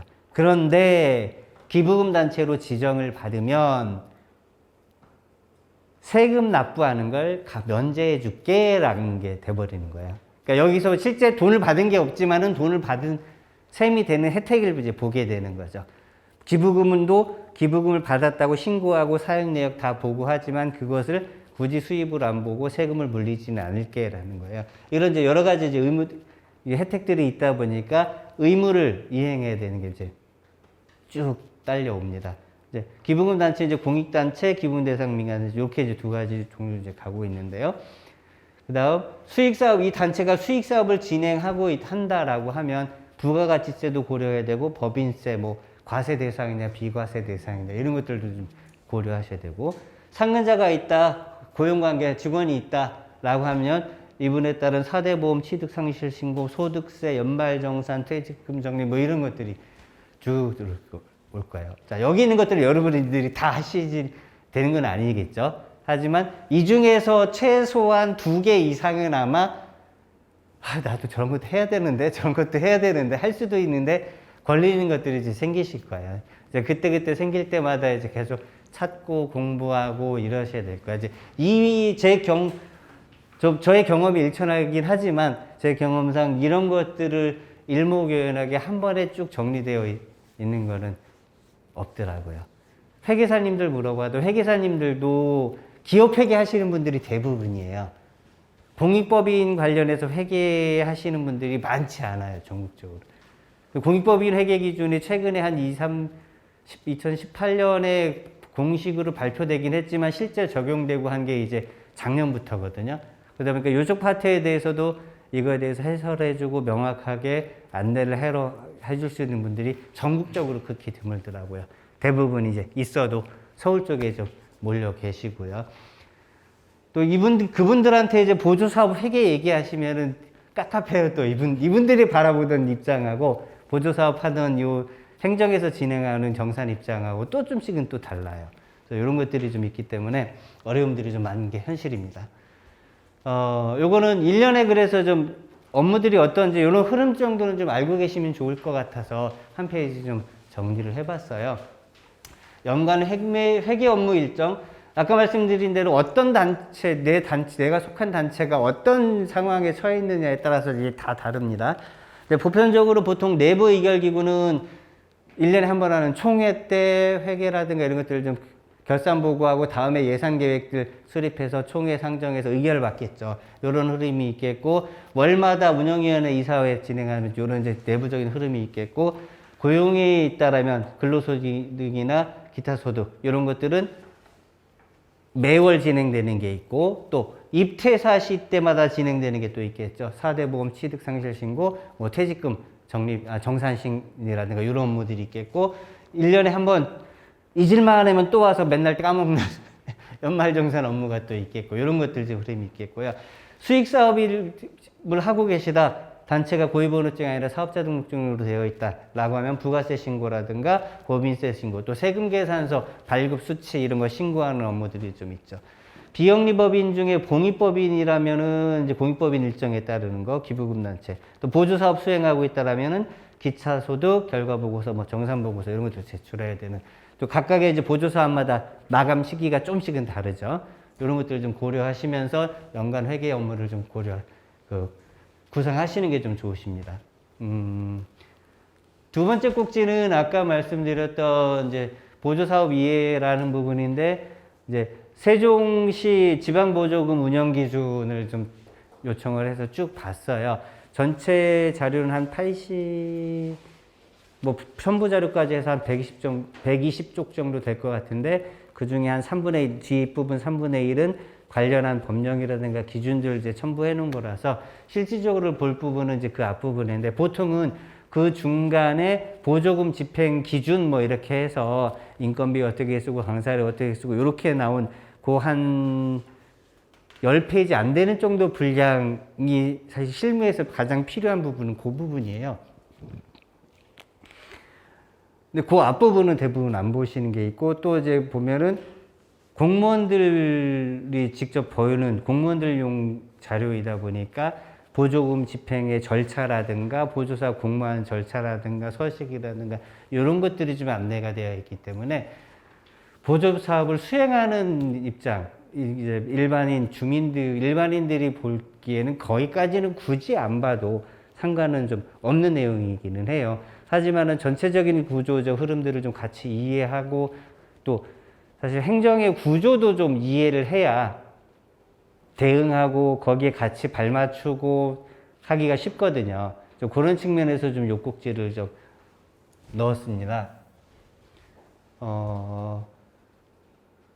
요거는 제가 올 초에 이제 충북에서 마침 또 교육을 준비를 좀 하나 하셔가지고 그때 교육 듣다가 야, 이 표 좋다 이러고서 쓰겠습니다라고 양해 말씀은 못 드리고 이렇게 좀 출처만 표기를 해놓고 이제 이렇게 좀 해놨는데, 이제 지방보조금이 국비가 내려오는 게 있고 이제 광역지자체, 이제 도비, 그리고 이제 기초지자체, 시군이죠. 그래서 여기서 말하는 보조사업자가 이제 우리를 얘기를 하는 거라고 생각하시면 될 것 같아요. 단체, 마을공동체, 뭐 주민자치회 이런 데들 이제 실제 수행하는 보조사업자 역할인데, 국가에서 보조사업자한테 직접 내려오는 케이스를 있어요. 문광부 예산이 좀 제일 많을 것 같아요. 뭐 찾아가는 문화예술 뭐 이런 것들이 있죠. 그리고 국비와 도비가 매칭돼서 광역비가 같이 매칭돼서 바로 내려오는 케이스도 있고, 국비, 도비, 시비, 기초까지 세 개가 다 매칭돼가지고 내려오는 케이스들도 있고, 광역 안 거치고 기초에서 바로 이렇게 매칭되는 케이스들, 다 케이스가 다 다르죠. 그러다 보니까 집행 기준이 부처마다 달라요. 아까 말씀드린 대로 집행 기준이 부처마다 다르고, 국비가 포함되어 있는 예산일 같은 경우는 대부분 이나라도움 많이 써요. 어떤 분들은 전화라도움이라고 너무 어렵고 복잡하고 전혀 현실적이지 않고, 그러니까 국비에서 바로 내려오는 데들 같은 경우는, 그러니까 이 나라 도움 자체가 이제 관리하기 편하고 사실 주목적인 감시인 거거든요. 돈을 어떻게 잘 쓰고 이제 감시하겠다라는 건데, 전부 전산에 이제 서류들을 등록함으로 인해서 하겠다. 그러면 이제 그에 부수적으로 실물 자료, 증빙 자료를 제출해야 되는 걸 좀 생략을 해주면 좋겠구만. 이 나라 도움을 쓸지라도 그걸 또 생략을 안 해줘요. 그건 그거대로 다 첨부해가지고 다 갖다 줘야 돼요. 결국은 이런 현상이 발생하는 거죠. 스캐너가 있어야 돼요. 단체마다. 그나마 요즘은 이제 스마트폰이 그나마 좀 많이 보급됐으니까, 스마트폰 화질 좋으니까 스마트폰을 찍어서 올리기라도 하면 그나마 나은데, 그것 또한 어쨌든 컴퓨터 접근성, 스마트폰 뭐 활용 접근성 이런 것들이 좀 가능하셔야, 어느 정도 좀 갖춰주셔야 이제 가능한 거거든요. 그렇지 않으면 정말 스캔을 떠가지고 그걸 올리는데, 스캔해서 파일 변환해서 거기 올리는 것도 사실은 번거로운 작업이거든요. 이런 것들을 다 요구하고 있는 게 사실 현실이에요. 그래서 그 규정들을 좀 쭉 같이 봐야 되는데, 이런 것들, 그래서 어느 단계를 거치느냐에 따라서 또 이제 지침들이라든가 원칙들이 조금씩은 다 달라져요. 식비 얼마나 가능하냐, 인건비 어떻게 얼마나 가능하느냐, 여기에 투여할 수 있는 게 어느 거냐. 또 뭐 이제 국비 중에 뭐 마을 도시재정 사업이라든가 마을 뭐 중심지 활성화 사업이라든가 이런 거 같은 경우는 또 이 특색이 있어서, 이거는 건물 임대라든가 건물 보수하고 뭐 이런 데도 리모델링 하는 데도 쓸 수 있는 예산도 있고, 대부분의 또 보조금 예산은 그런 하드웨어라고 해야지, 그런 물리적인 기반에는 못하게 되어 있고 그냥 순수하게 사업 진행하는 데만 가능하게 되어 있고, 어떤 것들은 또 사람을 쓸 수도 있고 어떤 건 사람을 쓰지도 못하고 막 이런 것들이 있죠. 그래서 가장 중요한 건 어쨌든 이게 어떤 예산인지 예산의 성격을 알으셔야 돼요. 예산 출처가 무엇인지, 그 다음 두 번째로 지켜야 될 지침이 무엇인지. 그래서 지방보조금은 이제 자료사는 이제 이렇게 나와 있어요. 그러니까 민간에 지방보조금을 주기도 하고 행정에 주기도 해요. 즉, 지방보조금이라는 이름이 명칭이 이제 국가 차원에서는 지자체도 기초지방자치단체 이게 또 단체잖아요. 그러니까 민간에 주는 보조금과 행정에 주는 보조금이 또 이제 각각 있는 거예요. 그래서 민간에는 민간에서 자율적으로 수행하는 사업에 지원을 하는 거고, 행정에는 지자체에서 필요한 사업에 이제 지원을 주는 것이죠. 그래서 지방보조금은 보조금이 있고 출연금, 위탁금, 보상금 뭐 이런 식으로 이제 구분이 됩니다. 이제 우리가 이제 주로 다룰 부분은 이제 요 보조금이 되는 거죠. 그래서 행정에서 민간에서 진행하는 사업을 장려하고 보다 좀 효율적으로 잘하게 하기 위해서 이제 돈을 좀 지원해 준다. 이런 개념일 거고요. 출연금은 보통 쉽게 이해할 수 있는 게 이제 지자체마다 출자 출연 기관들이 있어요. 여기 같은 경우, 충남 같은 경우가 예를 들면 이제 뭐 문화재단, 그리고 평생교육진흥원, 뭐 충남연구원, 뭐 이런 것들, 여성정책개발원 이런 것들이 이제 출자 출연 기관이거든요. 이쪽으로 이제 이쪽 투여되는 예산이 이제 출연금으로 이제 편성이 되면서 여기에 따라서 하는 지침이라든가 이런 것들 기준들이 또 이제 조금씩 좀 달라지죠. 위탁이라는 것은 이 일을 대신 맡긴다라는 개념을 생각하시면 돼요. 그래서 행정에서 맡아야 될 일들이 있는데 이 일을 전문성이라든가 지속성을 고려해서 이 사무를 이관을 해버리는 거예요. 이제 그에 따라 이제 경비를 지원을 하는 거죠. 그래서 큰 범죄에서는 위탁금 이제 보조금에 들어가긴 하는데 보조금하고는 또 조금 달라요. 근데 또 쓰는 그 기준이나 방식은 또 보조금 또 비슷하게 돼 있어요. 그리고 이제 보상금 이렇게 되어 있는데 이게 각각의 이제 기준들이 좀 애매한 것들 보면은 공무원분들은 또 공무원분들대로 그 조직 안에서 진행되던 회계 처리에 대한 사무 기준들이 또 다 있단 말이에요. 그러면 근데 보조금 기준에서는 아무래도 이제 수십 년을 이어온 관료 조직이고 탄탄한 조직이기 때문에 그 안에서 만들어진 체계와 시스템들이 좀 있겠죠. 이 시스템과 보조금을 집행하는 시스템에서 어쨌든 보조금 집행 지침이라는 것이 있는데 이 시스템이 어떻게 보면은 뭐 심성적으로 보더라도 이 보조금 집행 지침은 아무래도 공무원분들이 이 관료 조직에서 진행하는 회계 그 지침, 실무 지침보다는 좀 수월할 수밖에 없겠죠. 간소할 수밖에 없고 조금 더 완화되는 입장일 수밖에 없겠고 이렇게 되겠죠. 근데 이제 진행하다 보면은 경험들 많이 하셨겠지만 담당자가 바뀌면 기준이 달라지고 또 바뀌면 또 달라지고 심할 때는 1년 동안 담당자가 3번, 4번이 바뀌고 그 담당자분들마다 해석이 좀씩 달라지고 뭐 이러면 이제 뭐 어려워지는 거예요. 그럴 때마다 좀 하고 싶은 거는 이제 공무원 그분들이 했을 때 제가 겪었던 바대로 보면은 행정조직 내에서 진행해오던 이것을 그대로 투영시켜서 얘기해 주시는 경우들이 좀 많더라고요. 그러니까 이분들 입장에서 이게 옳은 거예요. 근데 우리 입장에서는 이게 너무 과도한 거 아니냐라고 해도 원래 이런 거예요. 전임자 때 이랬는데 그럼 그 사람이 잘못한 거죠. 혹은 그건 모르겠고요. 나는 이게 맞아요. 라고 얘기하는 순간 이제 우리는 이제 할 말이 없어져 버리는 거예요.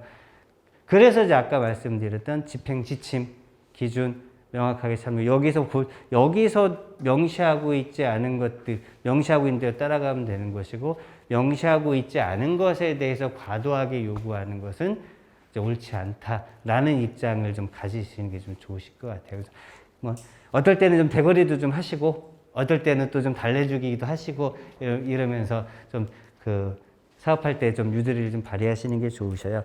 대표적인 예로 한 3년 전에 이제 그 저희가 집행지침 이제 관련해서 이제 도 담당 부서하고 얘기를 하고 뭐 이러고 하다가 저희 센터에서도 지원 사업을 하는데 센터 지원 사업 하는 거는 그래도 좀 우리가 검증한다는 걸 좀 전제로 해서 좀 완화시켜주면 좋지 않겠냐 이러면서 한 2년을 막 계속 협상을 했어요. 그래서 막판에 이제 겨우 따낸 게 그러면은 최소한 간소화시키자 이러는데 좀 한계가 좀 있었어요. 보조금 선을 어쨌든 집행지침을 넘어서지 못했으니까. 근데 그때 발견하는 것 중에 하나가 그 강사료나 뭐 이런 거 지급할 때 신분증 첨부하시죠. 근데 보조금 집행지침에 신분증 첨부하라는 얘기 없어요. 지금 당장 찾아보셔도 돼요. 신분증 강사의 혹은 이제 돈을 받는 사람의 신분을 확인할 수는 뭐 인적 사항과 무엇을 기재한 뭐 이렇게 쭉 나와 있어요. 신분증이라는 표현이 없어요. 그리고 통장 사본을 첨부하라는 얘기도 명시적으로 되어 있지는 않아요. 입금 거래 내역이 포함된 강사 확인서 이렇게 되어 있어요. 근데 수십 년의 관행으로 사람 신원 확인을 하면 신분증이 있어야지. 돈 넣으면 통장 확인이 있어요. 이렇게 돼버리는 거죠. 그러니까 이제 과도한 정보 요구가 되는 거죠. 특히나 이제 지금은 신분증을 복사해서 준다? 굉장히 좀 민감한 사항이 되는 거죠. 강요 확인서에 주민번호, 주소, 이름, 주민번호도 사실은 세금 신고를 위해서 필요한 것이지 우리가 받아서 이걸 가지고 주민번호 조회해가지고 정보기관도 아니고 권한도 없는데 조회해서 뭐 찾아볼 것이냐 그럴 권한도 사실 없고 마땅치 않은 건데 굳이 주민번호를 기입하는 이유는 사실은 딱 하나죠. 세금 신고하는 거 때문에. 그 외에는 사실은 이제 필요 없는 정보들인 거죠. 이런 과도한 정보들. 그리고 수기로 행정에서도 몇 년 지켜보니까 회의 참석 수당이나 이런 거 지급할 때 통장 사본을 굳이 주지 않아도 수기로 통장번호 다 기입하면은 요거를 인정을 해주고 거기에 하더라라는 거죠. 그런데 왜 우리한테는 그럼 통장 사본 신분증 다 제출하라고 요구하지? 이제 궁금증이 생긴 거죠. 그래서 예산시라고 회계과에 질의를 했더니 의무사항은 아니다. 특히나 보조사업에서 이걸 의무사항을 할 필요는 없다. 공무원들은 행정에서는 그렇게 한다. 근데 또 다른 거에서는 안 하는 데들도 있던데요. 그러니까 안 하기도 한다. 그럼 원칙이 뭐예요? 없는 거죠. 근데 그래서 이제 자료에는 이제 곳곳마다 지자체 결국 이거는 관행과 현실적인 것들 규정들이 이제 섞여 있는 거예요. 그래서 이제 밀당이 좀 필요할 수 있죠. 담당 공무원이 끝까지 우기면 받아줄 수밖에 없는 게 현실인 거고 그 입장에서는 의리니까요.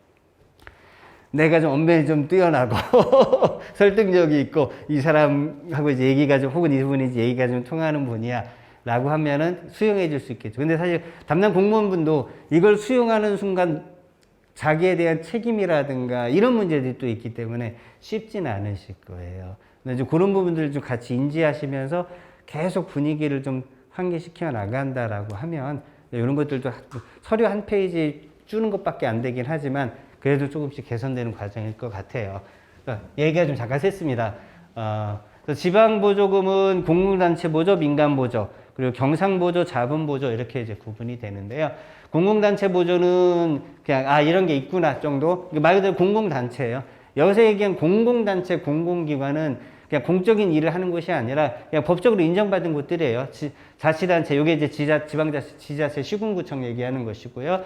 공기관이나 교육관 등에 대해서 내려주는 것들, 그 민간보조가 이제 법인, 단체, 개인한테 좀 우리가 이제 흔히 접할 수 있는 보조금인 건데, 요것도 이제 경상보조냐, 자본보조냐 두 가지로 갈라져요. 경상보조는 사업비, 단순하게 생각하면 사업을 진행하는데 지원해 주는 거다. 이렇게 생각해 주시는 게 제일 편해요. 그래서 인건비나 자본성, 뭐 임대료, 리모델링비, 뭐 이런 것들, 건물 찾는 거, 뭐 이런 것들은 쓰지 못해요. 대부분의 우리가 접하는 보조사업은 경상보조예요. 자본보조는 이제 자본 형성이라고 그랬죠. 임대료, 운영비, 그러니까 운영비 지원이 가능한 거예요. 인건비, 운영비, 뭐 건물을 짓는다, 산다. 그러다 보니까 이 자본보조 같은 경우는 좀 꽤 특화된 사업들. 내서나야 좀 가능하겠죠. 제가 주위에서 본 바로는 자본보조는 마을 관련해서 마을 사업, 중심지역 활성화 사업, 무슨 지역 활성화 사업, 무슨 권역 사업 뭐 이렇게 하면서 꽤 큰 자본들이 투여되죠. 몇 년 동안 3년 동안 60억 투여해가지고 뭐 마을에 뭐 하나 공공시설 뭐 짓고 거기서 문화 프로그램 진행하게 하고 이런 것들이 있죠. 어디 같은 경우는 이제 마을 협동조합 만들려고 해서 건물 창고 지어주고 여기서 뭐 하라고 하죠.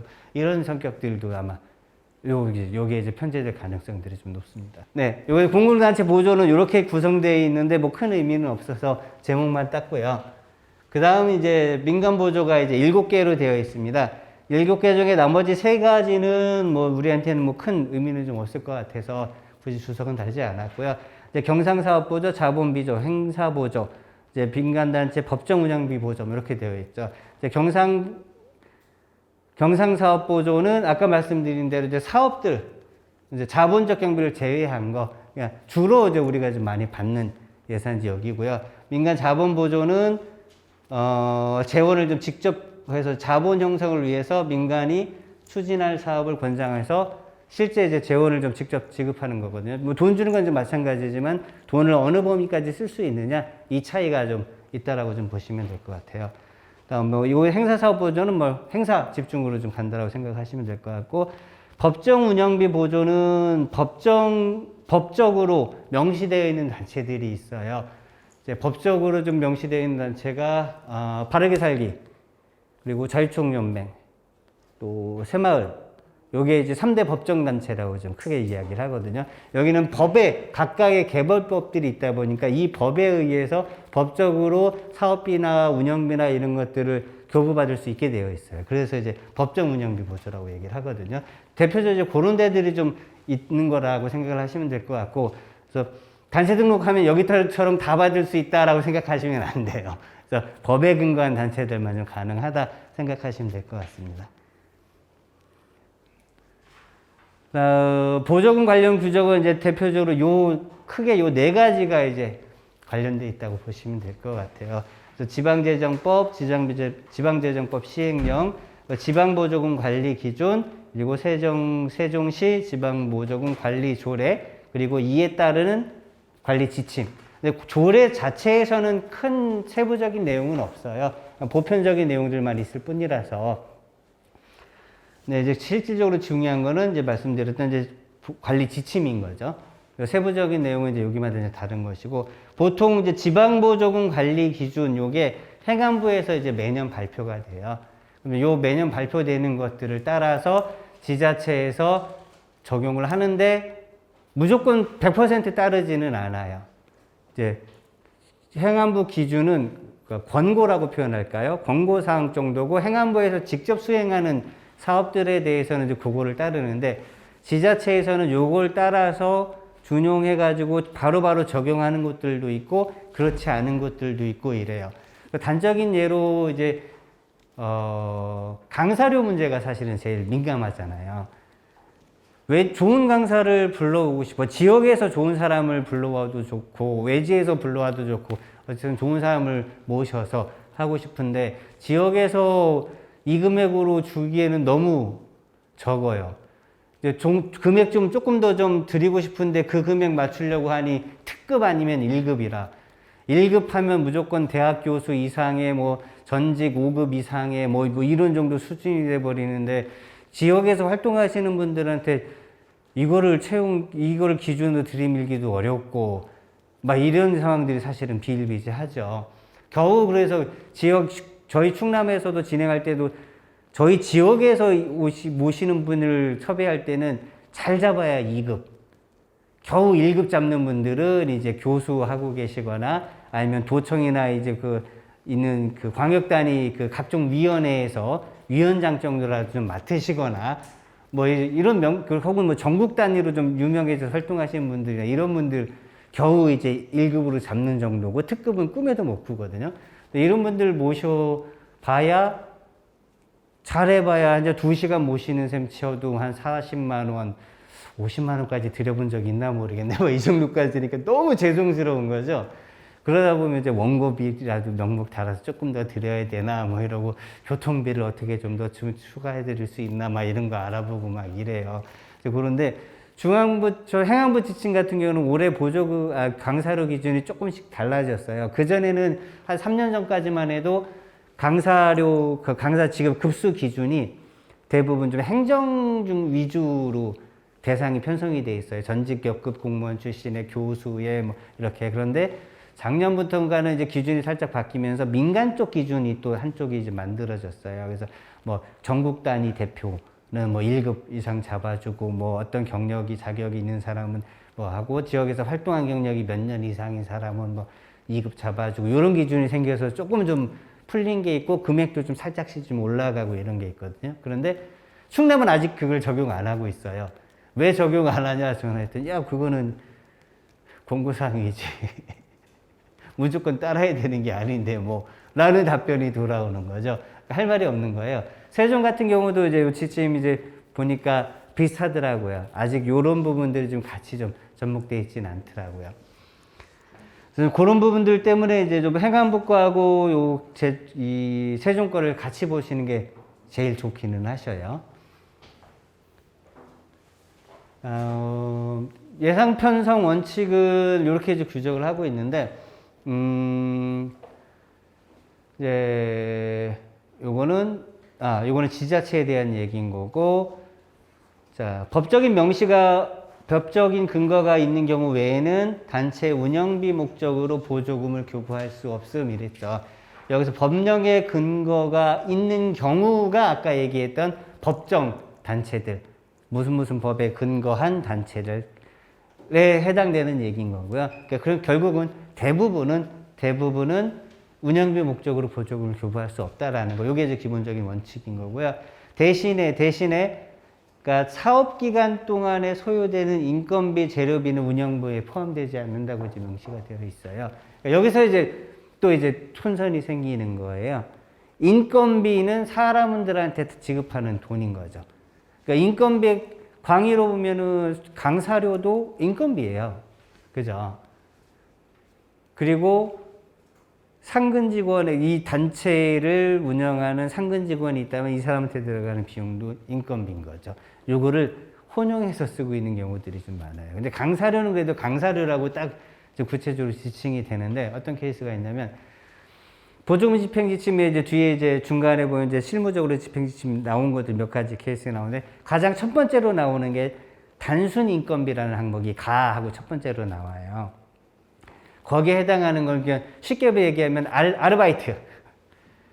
오늘 교육을 진행하는데 교육 보조를 위해서 누군가를 한 사람을 쓰고 싶어. 준비부터 중간에 점검 보조해주고 끝날 때 정리까지 쓸 수 있죠. 이것도 인건비인 거예요.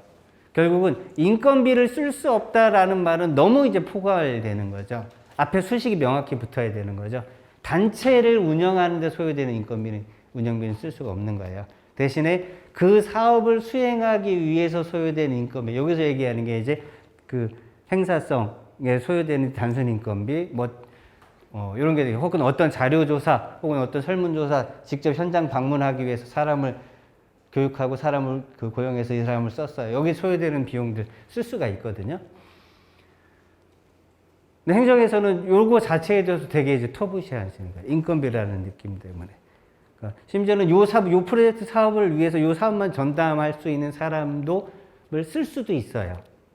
그런데 계속 이제 좀 안 하려고 터부시하는 경향들이 있죠. 요것들은 좀 계속 좀 구멍을 좀 물꼬를 터 나가는 게 과정일 것 같아요. 그래서 제가 아는 단체 하나가 도에서 4천만 원짜리 사업을 하나 받은 게 있는데 요 사업 전담할 수 있는 전담 매니저를 두겠다.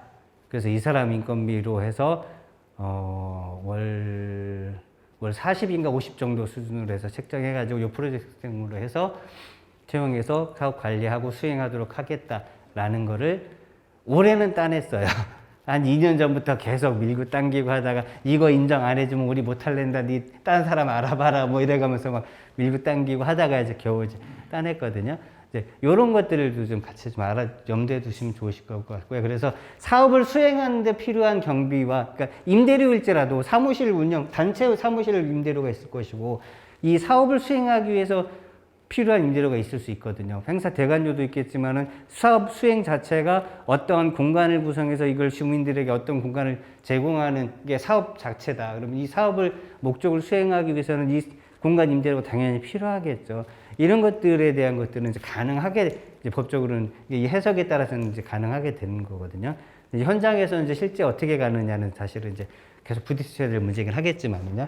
그래서 이런 이제 운영비 목적에 교부할 수 없다라는 것들의 좀 의미를 좀 다시 한번 좀 짚어보면 좋을 것 같고요. 지원 대상은 형식적인 얘기입니다. 법률에 규정이 있어야 되고, 국가가 지정되거나 용도가 지정되고 근거가 조례에 있거나 시가 권장하는 사업. 그래서 보통 이제 단체를 만들면 지원받을 수 있느냐, 아니면 우리가 이거 하고 싶은데 지원받을 수 있느냐 물어보시는 분들이 이제 많이 있으셔요. 단체 만든다고 해서 단체한테 무조건 주지는 않겠죠. 그냥 지원받을 수 있는 자격 대상이 될 수는 있겠지만, 이게 하나인 거고, 그러다 보니까 이제 단체가 하고자 하는 사업 목적에 맞는 사업이 있는지를 많이 좀 조사하고 알아보셔야 되는 거죠. 아니면 관계부서하고 협력을 해서 설득을 해서 예산이 편성할 수 있는 구조를 만들어 놓는 것들. 이제 행정에서 어쨌든 이런 최소한의 근거가 있어야 보조금을 줄 수가 있으니까요. 전체적인 흐름은 이렇게 됩니다. 이제 요건 좀 행정 입장입니다. 그래서 사업부서에서 계획을 수립하고 공모하고 그러면 이제 우리 단체, 우리 입장에서는 그 공고를 보고 사업 신청을 하겠죠. 그때 사업 계획서와 예산 계획을 이제 같이 제출을 하겠죠. 그러면 사업 부서에서 담당 부서에서 1차로 자체 심사를 하고 그 다음 이제 보조금 심의위원회가 지자체마다 다 있죠. 보조금 심의위원회에서 심의를 거쳐서 선정됐습니다라고 해서 이제 우리한테 다시 또 통보를 해주겠죠. 그러면 통보 받았으면은 통보 안내와 함께 교부 신청해라라고 이제 또 이제 공지를 같이 보내요. 그럼 교부 신청을 보내면 요때 이제 최종 사업 계획서를 보내는 거죠. 그러니까 입장에서는 요때 이제 초기에 좀 부족할지라도 하고 자체 심사 과정에서 마음 좋은 주무관님이 열정적인 주무관님이 계시다면 요거는 좀 부족한데요. 아니면 요건 좀 그런데 이러면서 이제 보완해 줄 걸 요구하거나 이제 이런 피드백이 있을 수 있어요. 아니면 이제 그냥 피드백이 없을 수도 있고 요 과정에서 하는데 어쨌든 선정이 된다라면 최종 할 때는 180도는 아니겠지만 어느 정도 또 바꿀 수는 있어요. 왜냐면은 당초 계획했을 때부터 선정될 때까지 최소 한 달, 보통 두세 달의 텀이 생겨요. 계획상에는 뭐 5월에 선정 끝나고 6월에 교부하겠다 하겠지만 이 행정 업무도 사람이 하는지라 늘어져서 7월, 8월에 돼서 교부될 수도 있고 뭐 이랬죠. 그런 문제를 생기겠고 했더니 이제 전체 자체 사정이 생겨서 방향이라든가 이런 것들이 달라질 수도 있죠. 그래서 요때에 어느 정도 수정된 게 걸 제출할 수도 있어요. 물론 어느 정도 수정 가능한 범위는 담당 주무관하고 소통이 좀 필요하겠죠. 그래서 담당 주무관이 이 정도 선에서는 가능할 것 같다. 더 좋은 것 같다. 혹은 뭐 이제 이렇게 피드백이 있어서 협의를 하면서 이 단계에서 어느 정도 수정할 수 있는 여지는 있습니다. 그래서 이렇게 좀 기회가 좀 한 번 더 생기는 거고요. 선보하면은 행정에서 이제 보조금 교부하고 우리는 이제 사업을 진행을 하고 끝나면 이제 정산을 하고 평가하고 이제 공시하고 이런 이제 과정들이 좀 거칩니다. 사업 공고 때가 좀 제일 중요할 것 같아요. 이제 행정에서는 공고 시기를 보조금 지침 상에서는 이렇게 되어 있어요. 실정에 맞게 가급적 연초에 해라. 빠른 부서 같은 경우는 11월, 12월에 다음에 거 공모를 먼저 해요. 그보다 더 빠른데 10월에 하는 데들도 있긴 하지만은 규모가 크거나 절차가 좀 길은 것 같은 경우는 좀 전년도에 하기도 하죠. 그리고 보통 1, 2월 정도에 공고가 나고 조금 늦은 사업들이 한 3, 4월 정도. 그리고 보통 보면 한 5, 6월, 한 6, 7월 요때 이제 하반기, 상반기 남아있던 예산이라든가 추가적인 사업들이 있으면 이제 6, 7월 정도에 공고가 또 나죠. 이런 원칙들을 좀 가지고 있고 공고 내용에 좀 이런 게 있죠. 우리가 좀 주로 봐야 될 거는 지원 대상. 법인만 가능하냐, 비영리 민간단체도 가능하냐, 혹은 고유보험증만 있어도 가능하냐, 협동조합이냐, 아니냐, 뭐 협동조합도 가능하냐, 아니냐. 보통 이제 사회경제 영역에서 나온 예산들은 협동조합, 사회적 기업 뭐 이렇게 이제 광범위하게 두루 나오지만 또 그렇지 않은 영역들, 공동체 영역이라든가 이쪽은 또 법인 또는 비영리 단체 이렇게 표현하고 있단 말이죠. 그럼 협동조합은 영리로 포함되어 있어요. 그러니까 협동조합은 참여 못하는 거예요. 또 사회적 기업도 참여를 못해요. 근데 또 사회적 기업 중에서 비영리 민간단체도 사회적 기업으로 등록을 할 수가 있거든요. 그러니까 비영리 민간단체로 등록되어 있는 사회적 기업은 또 가능하고 뭐 이런 부분들이 또 있을 수 있겠죠. 그래서 그런 것들 좀 살펴보시는 게 좋을 것 같고, 그다음 요거 할 때 보통은 이제 관리 기준도 같이 첨부를 하기 때문에 요거 이제 반드시 확보를 해서 사업 계획서 할 때 같이 고려를 좀 하셔야 될 거고요. 만약 없다라면은 요구를 하면서 보셔야 될 거고요. 그래서 보통 제가 추천드리는 거는 1년 동안 지금 시점으로 거꾸로 1년치를 한번 지원, 공모, 공고 이렇게 해가지고 한번 검색을 해보면 공고들이 쭉 나겠죠. 그러면은 우리 단체하고 비슷한 혹은 우리 단체에 적합한 우리 단체가 하고자 하는 사업들이 어떤 게 공모가 됐었고 언제쯤 났었고 담당 부서가 어딘지 이런 것들을 쭉 한번 훑어보실 수 있으실 거예요. 그것들을 좀 메모를 해놨다가 그 다음에 혹은 올해부터 쭉 찾아보시면은 시기에 맞게 이런 사업들을 활용해 보실 수 있으실 겁니다. 그 다음 이제 사업 신청을 하시고요. 여기서 주의할 거는, 어쨌든 이 사업 계획서 자체와 예산 계획서를 보고, 즉, 글자로 평가를 하거든요. 이게 되게 좀 안 좋은 것 중에 하나가, 여기부터 이제 글짓기 숙제가 돼버리는 거예요.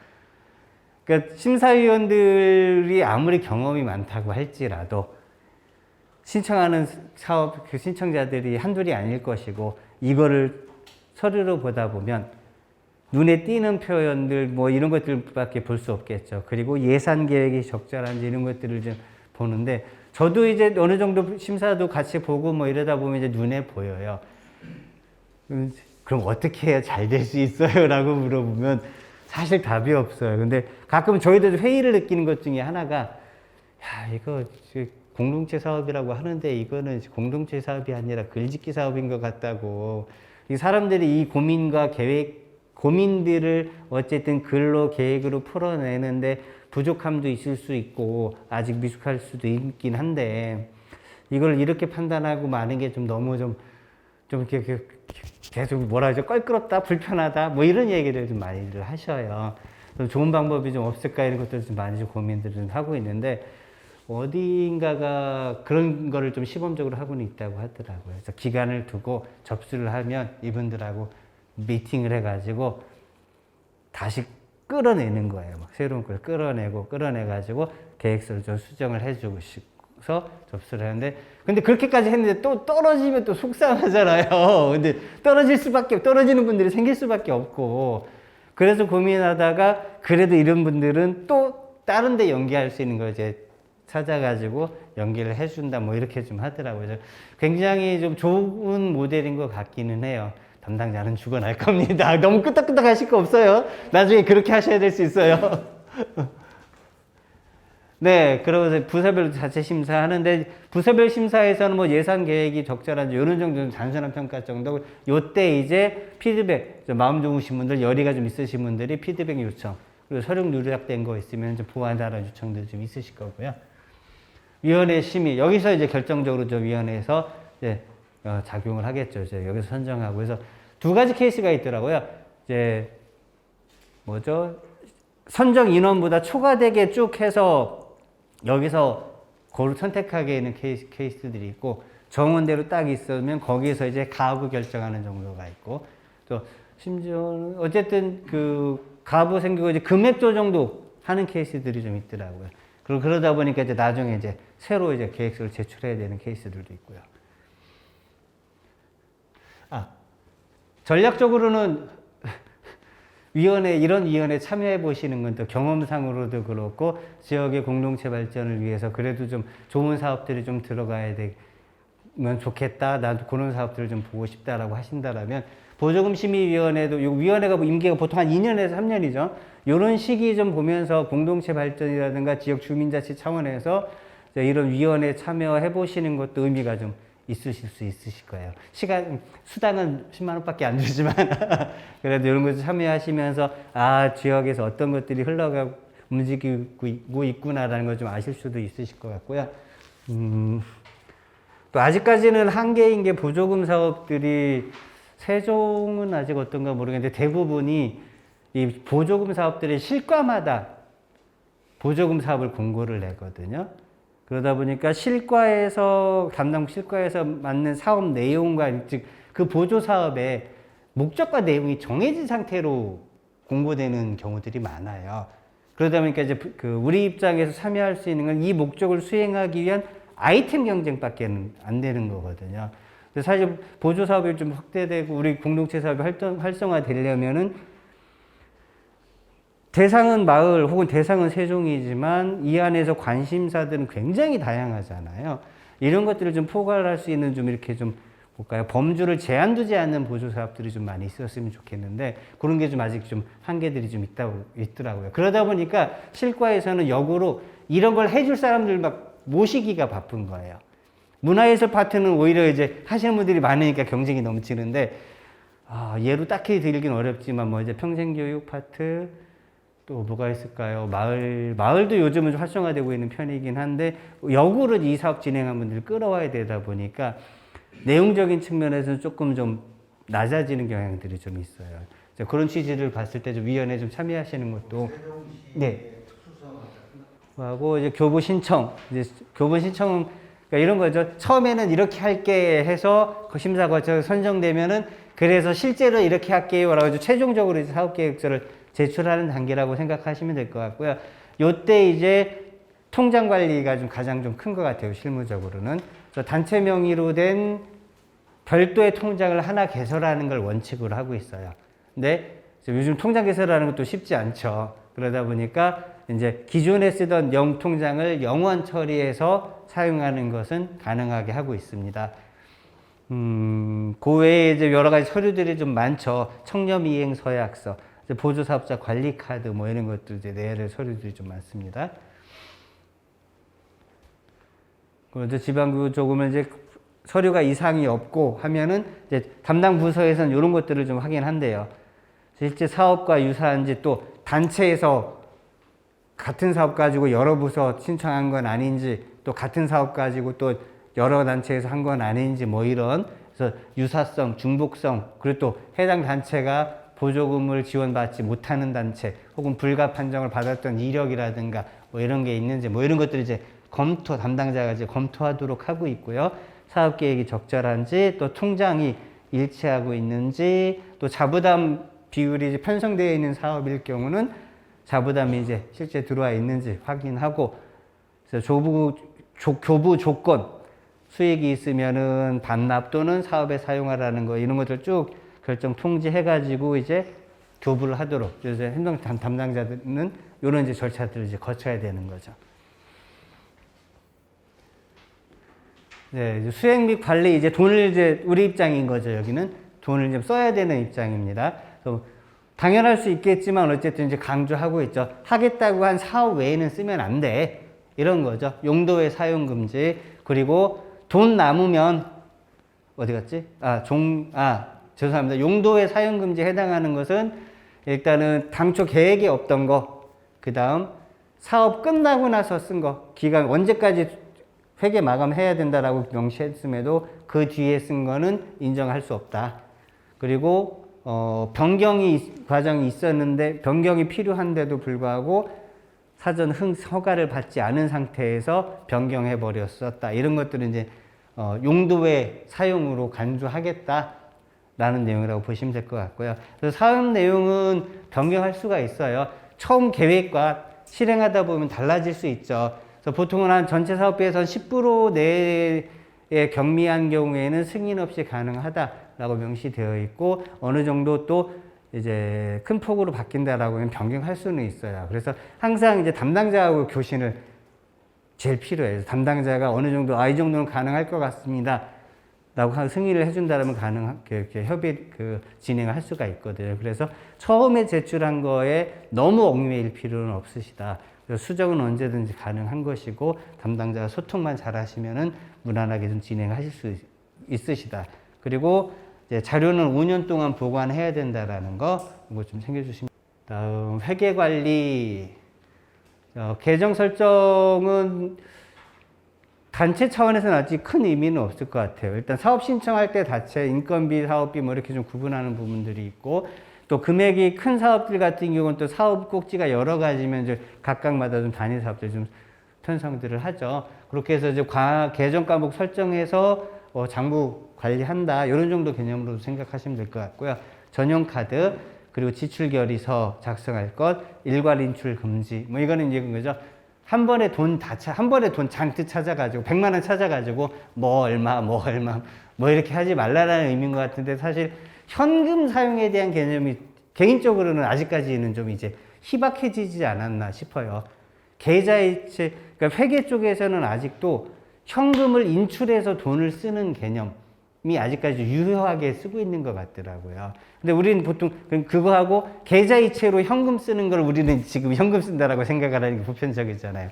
또 체크카드 쓰는 것도 신용카드 쓴다고 안 하고 현금 쓴다는 인식으로 생각하고 있는데 또 체크카드와 신용카드를 또 한 번 좀 묶고 있고 이게 살짝 좀 엉켜있는 단계인 것 같기는 해요. 그래서 어찌됐든 그냥 현금 직접 쓰는 거는 아예 생각도 하지 마시고 뒤에도 말씀드리겠지만 엔간하면 카드 쓰시고 계좌 이체하면은 서류가 엄청 늘어나니까 몸 고단하고 마음 고단하니까 그냥 무조건 카드 결제하자. 그러면은 이체할 거는 사람한테 쓰는 강사료나 이런 인건비 그리고 거래처가 너무 멀어. 그래서 카드 긁으러 가는 게 오히려 더 힘들어. 뭐 이런 특수한 상황들을 빼놓고는 카드 결제한다. 이렇게 생각하시면 될 것 같아요. 그 다음, 이거는 이제 보조 결정 이전에 집행한 사업비는 보조금으로 보전 불가. 이 얘기는 그냥 돈 받기 전에 급해서 우리가 먼저 시작했어. 라고 할지라도 요거는 인정할 수 없다. 라고 생각을 하시면 될 것 같아요. 근데 요 타이밍이 좀 애매하긴 해요. 교부 결정과 돈 내려오는 시기는 또 다를 수 있죠. 이제 주무부서하고 협의가 돼서 교부 결정은 났는데 돈이 아직 안 들어왔는데 행사 계획상 오늘 이걸 뭔가를 해야 돼 라고 한다라면 쓰고 보존할 수 있다라면은 협의한다라면 가능할 수는 있을 거예요. 문제는 이제 그거를 또 담당 주무관도 이제 책임을 져야 되는 문제가 있다 보니까 그분이 이거를 감수하면서 승인해 줄 것이냐 이 문제는 또 좀 별도겠죠. 다음 사업계획서 준수, 세법에 따라 원천 징수, 완례 집행, 운영비 지출. 네, 이 부분은 이제 그동안 말씀드렸던 것 같고요. 네, 정산. 요거는 뒤에 하도록 하겠습니다.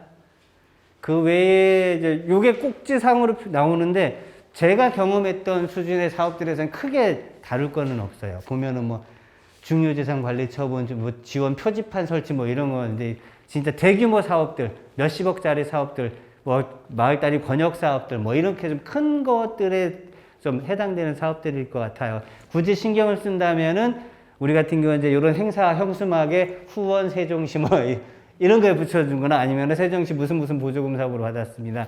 오늘 뭐 주민자치 뭐 사업으로 받았 이렇게 이제 주석을 달아주는 거, 뭐 자료집 같은 거 발간할 때 이렇게 표기해 주는 거, 이런 거 좀 신경 쓰는 정도 생각하시면 될 것 같아요. 이거는 여전히 따라다니는데 솔직히 현실적으로는 잘 모르겠어요. 요거에 좀 정통한 이제 공무원님들이나 이제 의견을 들어보면 더 좋을 것 같긴 한데, 마트에서 마일리지 뭐 이런 거 적립 불가, 뭐 요게 있어요. 근데 사실 이제 별 생각 없이 긁긴 하지만 이게 크게 효용 가치가 있는 것은 아닌데, 이게 한동안 이제 이게 추측컨대 한동안 이제 그 카드사라든가 뭐 이런 데 포인트가 확 금액이 좀 높아질 때가 있었죠. 경쟁적으로 자기 카드들을 유치하려고. 그러면서 포인트도 재산이다 이러면서 포인트가 어느 정도 이상 되면 반환하나 뭐 이런 얘기 있었어요. 그래서 요런 게 하나 생기면 아시다시피 이제 동네 마트 가서 아니면 동네 예를 들면 농협 가서 이제 딱 그 결제하면 이제 사업비 카드로 결제하고 물품 사고 해서 결제하고 포인트요? 아, 네. 2544요? 네. 띠디디 가면서 여기 이제 찍혀버리는 거잖아요. 엄밀히 따지면 그것도 안 된다. 그거 안 된다. 이런 거죠. 이제 사적으로 거기에 생긴 포인트 몇백 원을 제가 이제 취득하게 되는 거죠. 원칙적으로 이제 그것도 이제 안 되는 거예요. 근데 아직까지는 그것까지 따져서 이거 이렇게 집행 불가, 이거 금액한 거 반환하시오. 뭐 이런 분들은 아직까지는 보지는 못했어요. 근데 이제 실제 적용되려면 이제 선생님 말씀하신 대로 좀 항공 마일리지는 꽤 크니까 비용도 있고 이제 그런 것처럼 이제 큰 데는 좀 적용될 수 있을 것 같긴 합니다. 그래서 알고 계시는 정도 생각하시면 될 것 같아요.